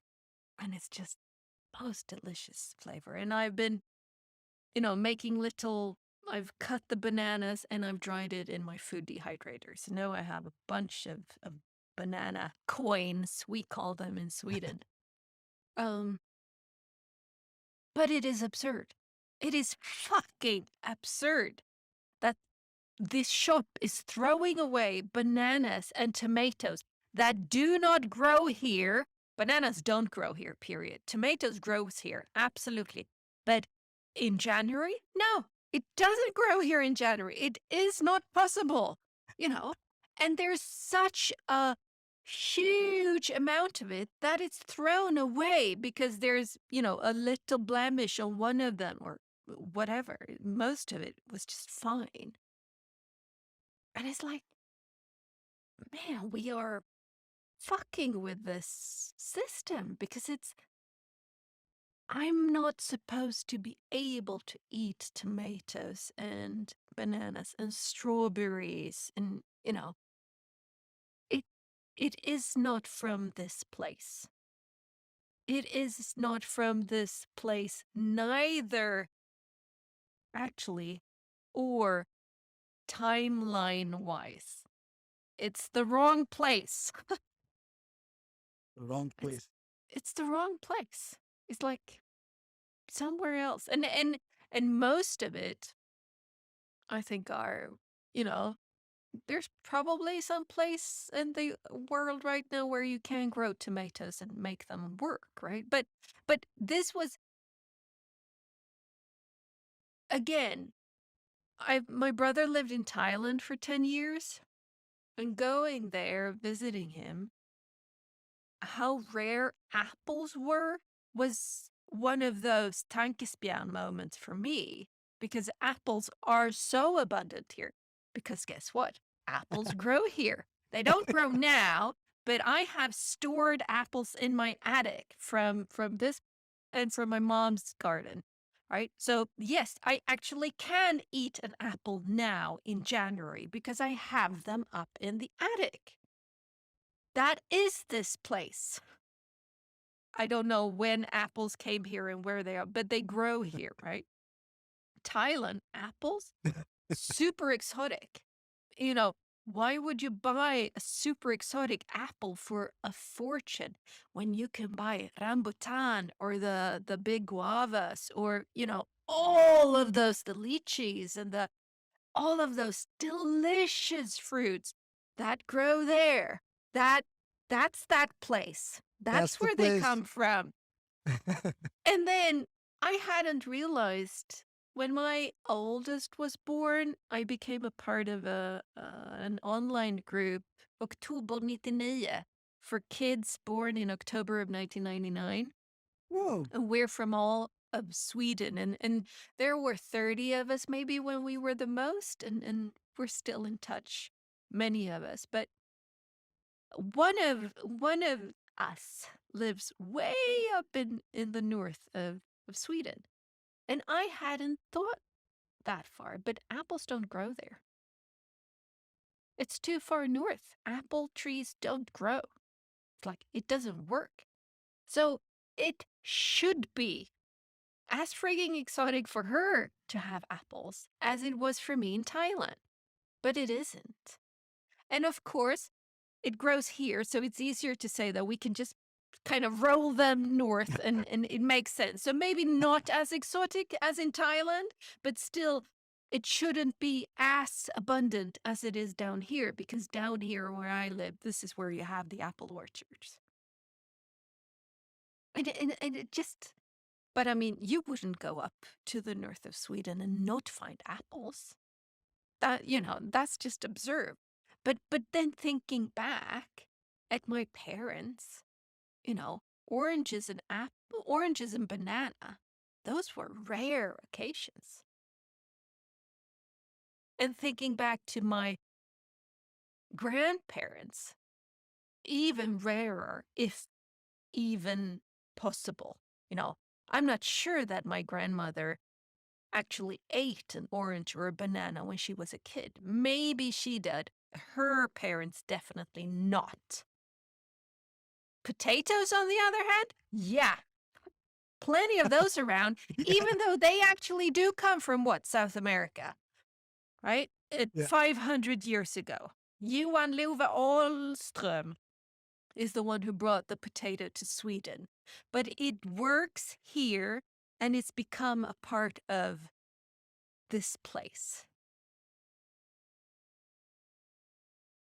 There's this when you bring in the idea of food and place, it's like food grows from a place, and food goes into the people who grow it, right? Like in a sense, like you are what you eat, right? Like you are literally, we all are what we eat, right? Like I can change my moods just by changing my menu. It's Mm, as simple as that. mm, Like I know on days when I'm going to eat something, I know, oh, okay, next few days I'm going to be a little antsy, I'm going to be a little hyper, I'm going to be a little sedate, right? I know by now what kind of moods those foods induce, yeah, right? And like it's the nature of the people of that place is born from the nature of the foods that grow in that, right? And and if we change the moods of the people in that place, we're essentially changing the culture. We're messing up yeah, everything yeah, by messing up the food. All you got to do is just mess up what goes into that country's menu, and you're messing up everything. And I use the word mess, liberally, because it is a mess, right? Like it's not something that's planned for a better outcome. It's not something that is done with a certain intent or design in mind. It's just, it comes back to that simple, singular goal of homogenizing everything across the world. I don't even know why that's considered like a proud goal that everyone seems to be running helter skelter towards, because we already communicating in a singular language across the world, which again yeah, is ridiculous. Why do we need to? I mean, in the past, we needed it because you needed to communicate, but now you don't, because like now you have technology. Technology can give you real time translation, right? I can be talking to you in a different language, and maybe we'd have to wait a minute or two, but we could still get to communicate with each other almost real time if we had some sort of a translator between us. So we don't need, I mean, like English isn't your language, English isn't my language, and yet we're sitting here talking in English. yeah, Why the fuck? yeah. Right? It, oh, Yeah, yeah, it is. Ah, there's a lot to dive into in these aspects and concepts. And I was talking to Matthew and Inma in what will be episode 38. This one will be 39.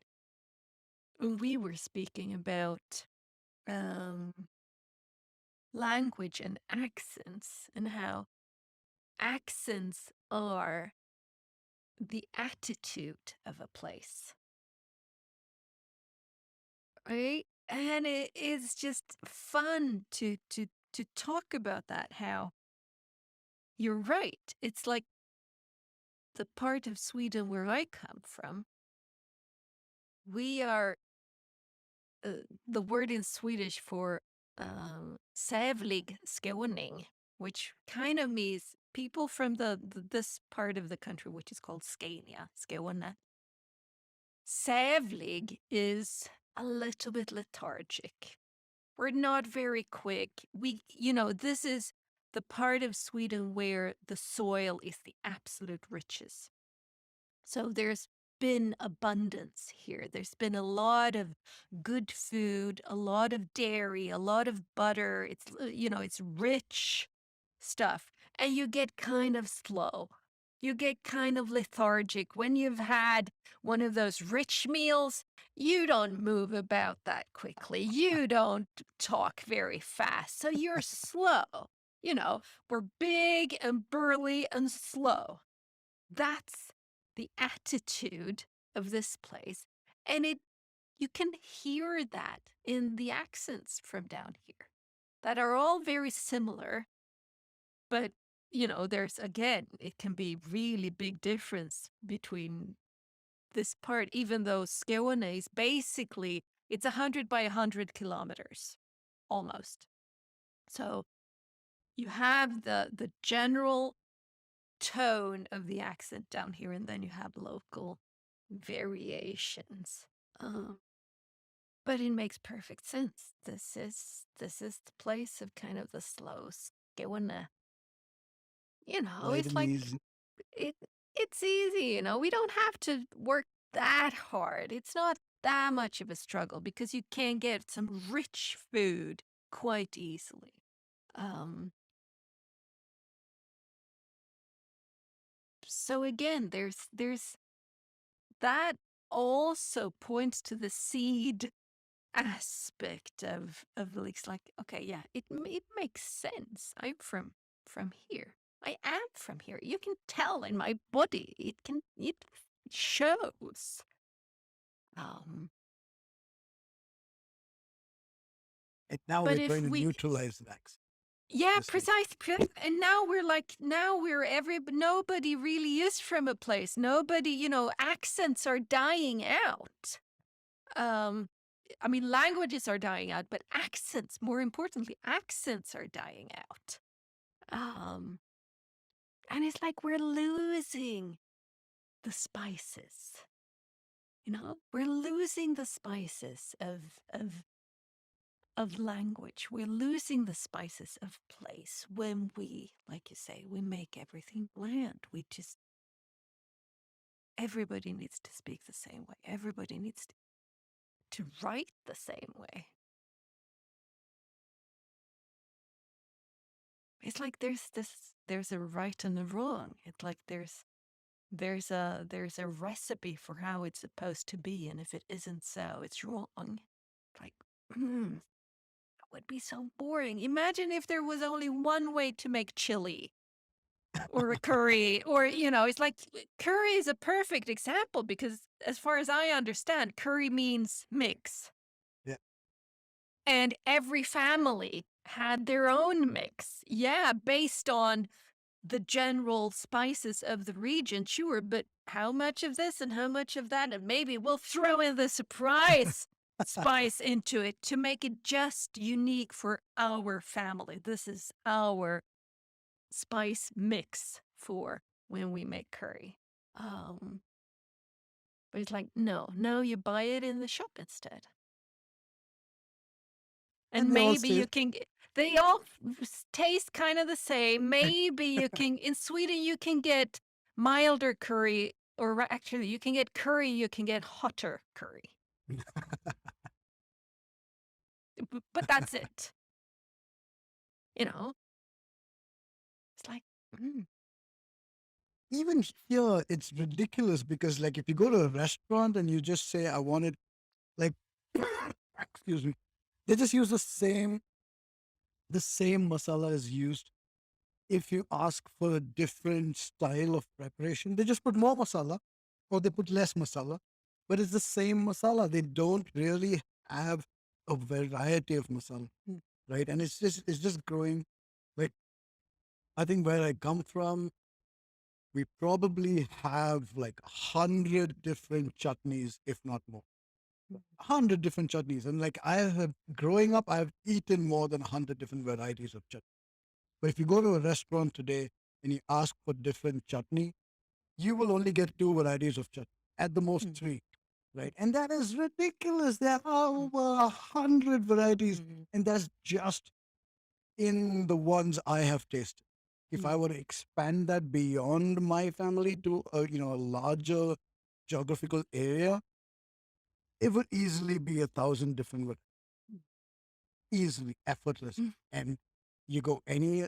any restaurant across South India, ask for a different kind of chutney, you will get at the most 3 to 4 varieties. Mm. If you go anywhere in North India and ask for a chutney, you will only get one variety. That's it. And that's it. Because that's not what that place provides. Mm. And I mean, India is an interesting aspect on this because India is, like we said, is such a huge country. That wasn't a country. It was very many little kingdoms and lorddoms and fief. I don't know everything what it was.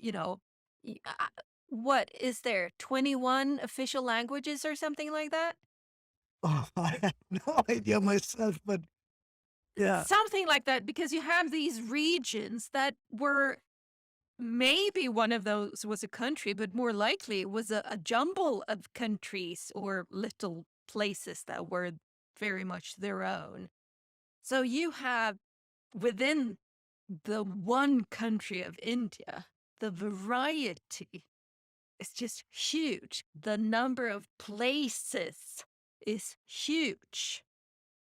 Skåne or Sweden is a much smaller country. It's a long country and it's long going north south. So you have geographical differences Mm, that are quite apparent. If it had been sort of east west, probably the geographical differences wouldn't have been as apparent because it's kind of on the same, what with sun and light and temperatures and stuff. But it's much more uniform, even because it's just a tiny. If you put Sweden on India, it's a tiny little speck. It's like maybe it's along the from like Mumbai down to the tip, maybe along there, but it's like, well, it's India. I don't know. It's easily 10 times bigger than Sweden, easily. Um, so the number of, like you say, the variety that is just there in the place, staggering. I think there are like 300 recognized languages. I don't know about the official ones, but easily 300 recognized, accepted, on record languages. Leave aside the dialects and the smaller variants, etc. And it is incredibly diverse. Like, even if you take, like, it doesn't matter, even if you have the same recipe, if you use food as a parameter, like, it varies so much. And, like, you're so right about the idea of families.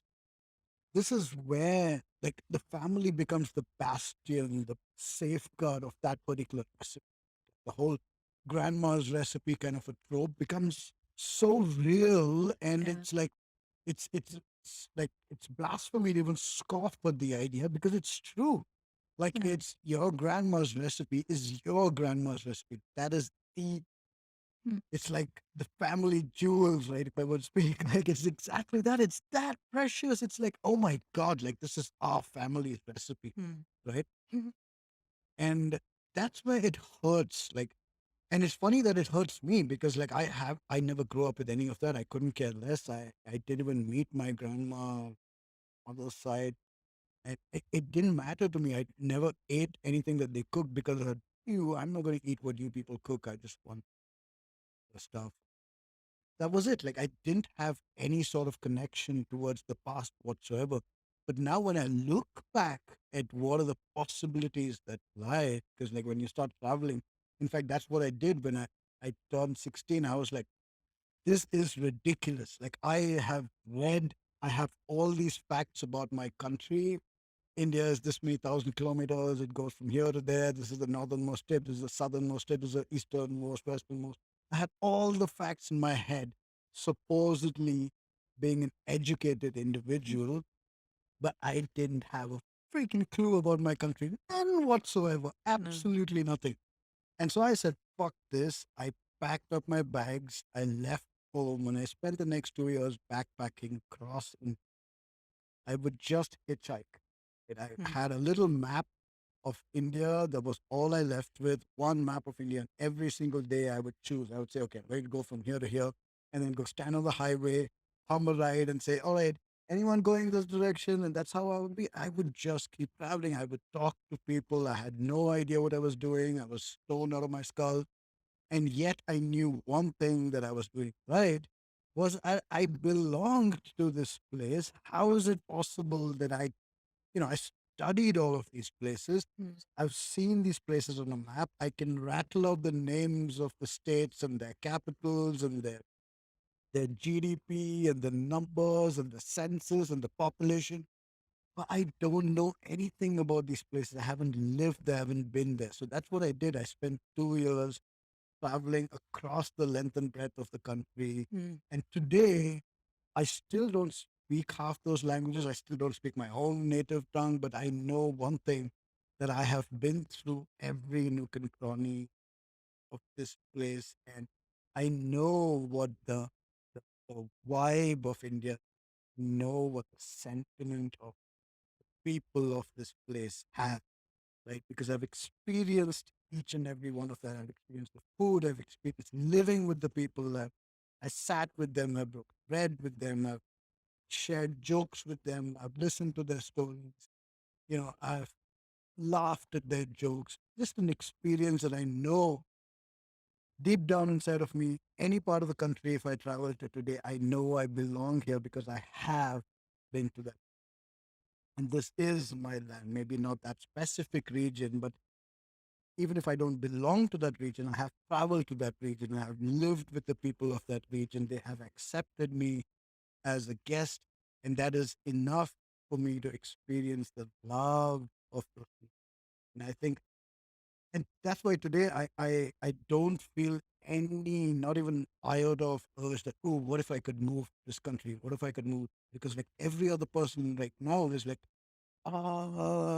things are not good here. We should go somewhere else. And I don't feel that at all because, like you said, it's incredibly diverse. Like, even if I have a single complaint about the place I live in, there are 100 different places a stone's throw away from here that can cater to the whims and fancies of, my eccentricities for that day. And considering that travel is so easy, I can get anything delivered across the country in a span of a few hours. I could be at one extreme of the country in the span of a few hours. Like, how would I, and why would I give up this luxury, right? Like today, if I want to be in the Himalayas, right now it's 4:50 in the evening. If I pack up my bags, rush to the airport, I can be there by 9 p.m. Yeah. today. Yeah. Yeah. I could be in desert, I could be in rainforest, By the I could ocean. be anywhere, Mm. right? If I feel like eating momos in the Himalayas today, I can go do that. Like, what? Like, how cool is that? So, I don't know. I mean, like, I'm really grateful. I'm glad you pointed that out. I'm really grateful for the diversity of this place that I am inhabiting right now. And and I think that that's just one of the things that I will probably spend the rest of my life now exploring, discovering.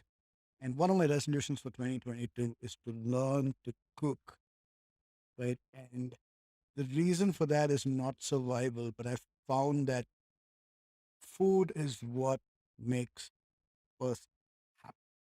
Is the easiest way, is the easiest way to make an individual happy. And I feel like all the philosophy, all the fun, all the joy that I want to spark in the world, all of that pales in comparison to the satisfaction on a person's face. It satisfies, Mm. right? And I think that that's where I want to start from. That's something I've missed out on. So I'm coming back to square one. I'm coming back to ground zero. I want to learn how to cook. And that is something that brings me back to what you said about the place. So I'm going to start taking up recipes from my family, from my region, from my community. And maybe I'll even pick up a language along the way. Maybe you will, because that was the one thing that it is so interesting because Um, when I was in India working, outside of Mumbai, we had a driver that was a fun young guy. Um, and he said the same thing you do. He speaks about my native, you know, my native language, my village. He hasn't lived in that village. His parents haven't lived in that village. It's the village of his grandparents and great grandparents, etc. They go back there, and we were in Mumbai, and I think it was down in Kerala, or the one that's next to Kerala, so down south. Um, and I it would just it was so interesting to me to hear him speak about this is my village, this is my people, this is my stuff. When he actually it isn't his. And you do the same. You speak about your native tongue. Native for me is the tongue that you grow up speaking. Sorry, Reddy, if you grew up speaking English, English is your native tongue, you know? But you speak about it as if this is what it, because it was for your parents and their parents, etc. So you have, I'm generalizing heavily now based on two fungis. Uh, this link to place, link to language, link to people in a way that I don't really experience we speak about here in Sweden. Because my mom, her parents were born way up north in Sweden. I don't consider that my place. I don't consider Norrland, that I don't know. But you kind of do. Um, so there's something to you two Indian guys experience that still links you deeper or more emotionally to the place of your ancestors than what I experience, not just based on my experience, but based on what I hear about Sweden. So your native tongue, It's English. it is English. But you don't think that. You don't feel that. Your native tongue is, what was it? Telugu. Telugu. Mm. It's strange, right? I mean, like I have been like in my inside of me, I think I speak English, like, and if I converse, I'm like always like I travel across India and I'm like speaking different languages. I move up north, I'm speaking Hindi. I come down south, I'm speaking Tamil. I'm speaking Kannada. I'm speaking, like, and yet the entire processing is happening in English, Mm. right? So it's like I feel like an Englishman in India at times because I don't relate, but then I think I would probably give the credit to those few years that I spent traveling the country because now I feel like an Englishman who's come back to the land where he belonged, right? And now I don't feel like I can relate with the people, and I realize that the tongue is the language I can use to connect with a certain region. So today, when I think of language, and the only reason I continue calling that my native tongue is because that's the language I can use to relate with my community, but I can't because I can't speak the language. So when I meet them, I meet my relatives, I have no clue what they're saying. And I cannot profess, any sort of emphatic, emotional exchange with them. I can just have some sort of a very cursory, Yeah. blunt, surface level Hello, how exchange. are you? Yeah, yeah, Mm. right. And and the beauty of language I've realized is that you just need a few words sprinkled at the right place at the right time to make that connect between Yeah. two individuals, right? I don't need to speak the language fluently, but I need to know certain nuances that, like you said, the dialect reflects the attitude of people, right? So if I know those finer aspects of the accent or the dialect, which which then connects me to them, right? If I Mm. speak in a certain accent, then they accept me, right? If I speak in your accent, you would accept me right off the bat, right? Otherwise, if I spoke in a perfectly clinical Swedish accent or in sweet Yeah. language, Mm. Mm. you would just be like, oh, this is just a wannabe who's trying to get to know us and trying to like pretend like he knows it all or that he belongs here. But if I had those few nuances of the accent or the dialect down pat, you'd be like, oh, he's one of us, right? It would just like, just off the bat, I'm welcomed in into your homes, into your hearts, right? But if I just speak the language, if I learned it at university and I just came down and I'm just trying to, show off my command of the language, you're just going to be like, whatever. Like, you're not going to No, invite me into it's your a rootless way of knowing the language in a sense. couldn't Because have said it it better. lacks the roots. It lacks the roots. That also happens when people move away from a place. So people who have come to Sweden, who, well, they moved from Italy 20 years ago or from Afghanistan 10 years ago or they came from Poland 50 years ago. If they actually still speak the language, it's the language of Poland of 50 years ago. It is not what you speak in Poland today. So it's again, it's kind of cut off from the natural evolution of, right. So it's apparent that, okay, you do have roots, but sorry, those roots are 50 years old. A lot has happened since then. So it's a both and relationship in that way too. It's like languages evolve, and if I'm not in with the language, I don't keep up with it. My brother lives in the UK now. He's lived in the US and he's lived in Thailand. So he moved away from Sweden in September 1990. So for more than half of his life, he's lived outside of Sweden. He still has a really, really good grasp of Swedish. He's a well, he reads a lot and he listens a lot and he still keeps up with Swedish news and stuff because he's interested in the world that way. So even though he doesn't speak Swedish on a regular basis at home, his Swedish is good. But I can't pick up on if his Swedish is like 30 years old because he's still so much in it. But I know that it's happened now and again that I've mentioned somebody, an actor, and he's going blank because he doesn't have a clue. Um, so there's tiny instances where it's apparent that his roots are actually old roots. It's not continuously growing. Um, But yeah, it makes me curious to see what will happen with you, if you will,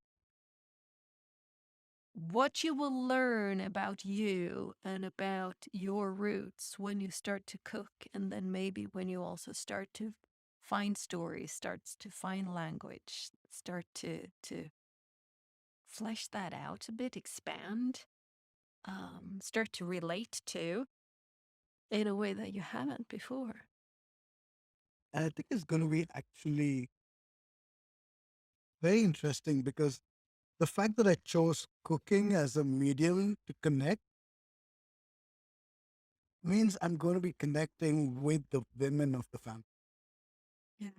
which means they're closer to the roots than the men. If I were to even start speaking to them in the language, it would still revolve around current politics and sports, Yeah. right? Whereas the moment I move into the kitchen, it's going to be around recipes which are old, which should move back rather than in the present, Mm. right? And two is the fact that being in the kitchen means you're going to be catching up on gossip. Mm. And gossip, while moving backwards, like the recipes are moving backwards in time towards the roots, but the gossip is moving towards, like you said, the actors, the actresses, the pop culture, the present sense, the jokes, the memes, the local, regional jokes that are happening. Like I feel like that is like the kitchen is always the hub of culture, right? In India, if you look at it, if you look at the rural houses, the kitchen is the center of the house, right? The kitchen is the center, and there's this large courtyard, empty space in the middle of the house, which is open to the sky. And that's where the spices are prepared. That's where the masalas are made. That's where the vegetables are being chopped. It's like an open space where it's not the kitchen, but that's essentially where everything is happening. Everything around food is being made, prepared, and bottled, and pickles, and everything is happening in that space, right? So there's the sense that the kitchen or that becomes the hub of the home. That's where all the action is. That's where all the women are hanging out. That's where all the gossip is exchanging, like stories are being traded, right? And I feel like by tapping into that space, it's no longer the same. Today's modern kitchens are very, very different. They're just one little room in the house like any other modern architecture. But I feel like that ethos of the kitchen still relates to a certain extent. Still women are like, oh, I know the secret. I'm not going to tell you. Okay, fine. You tell me that one, I'll tell you this one, right? So there's this sense of like an exchange, a cultural exchange of sorts still happening in the modern home. And it only happens in the kitchen. So, what are the women that you will be seeking out? Is it sisters? Is it your mother? Is it aunts? I'll probably Who start will with, you be seeking out?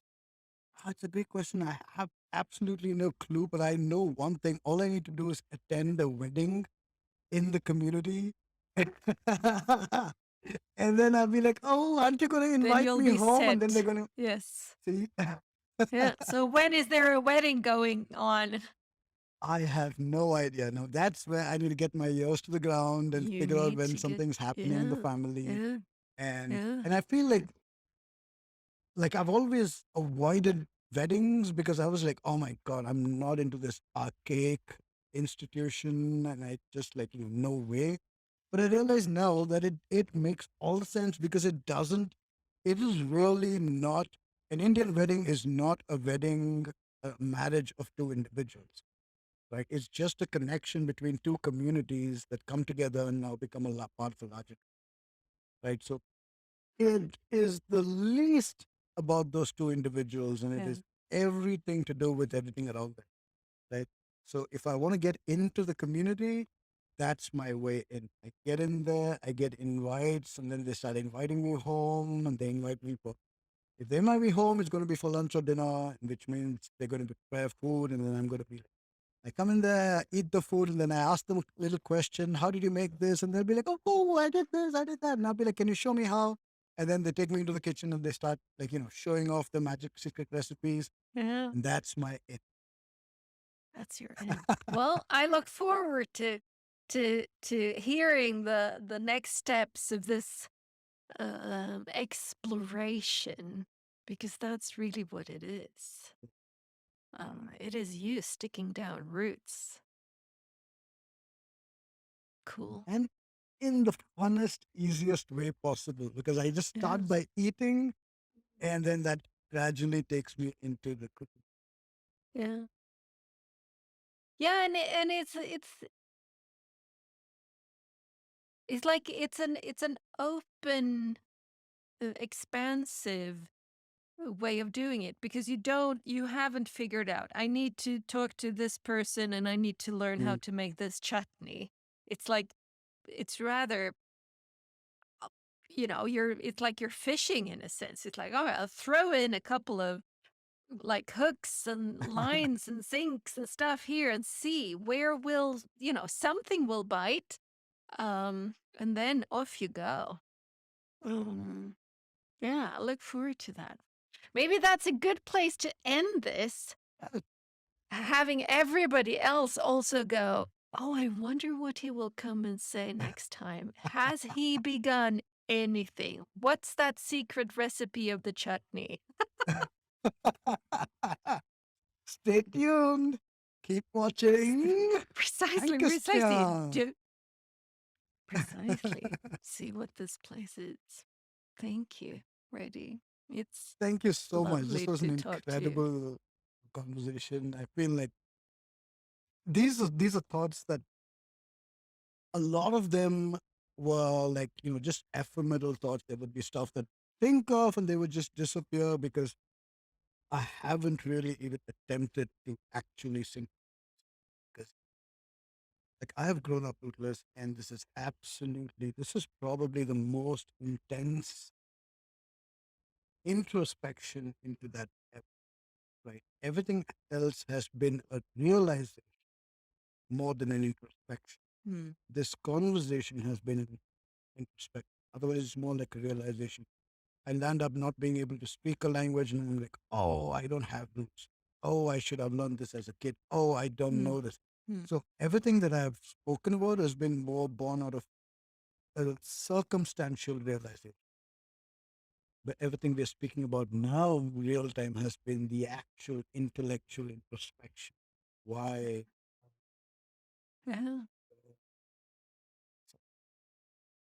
cool. Yeah, I look forward to seeing where it takes you. And I can inhale and imagine that I'm standing there awash in spices that just, whoa.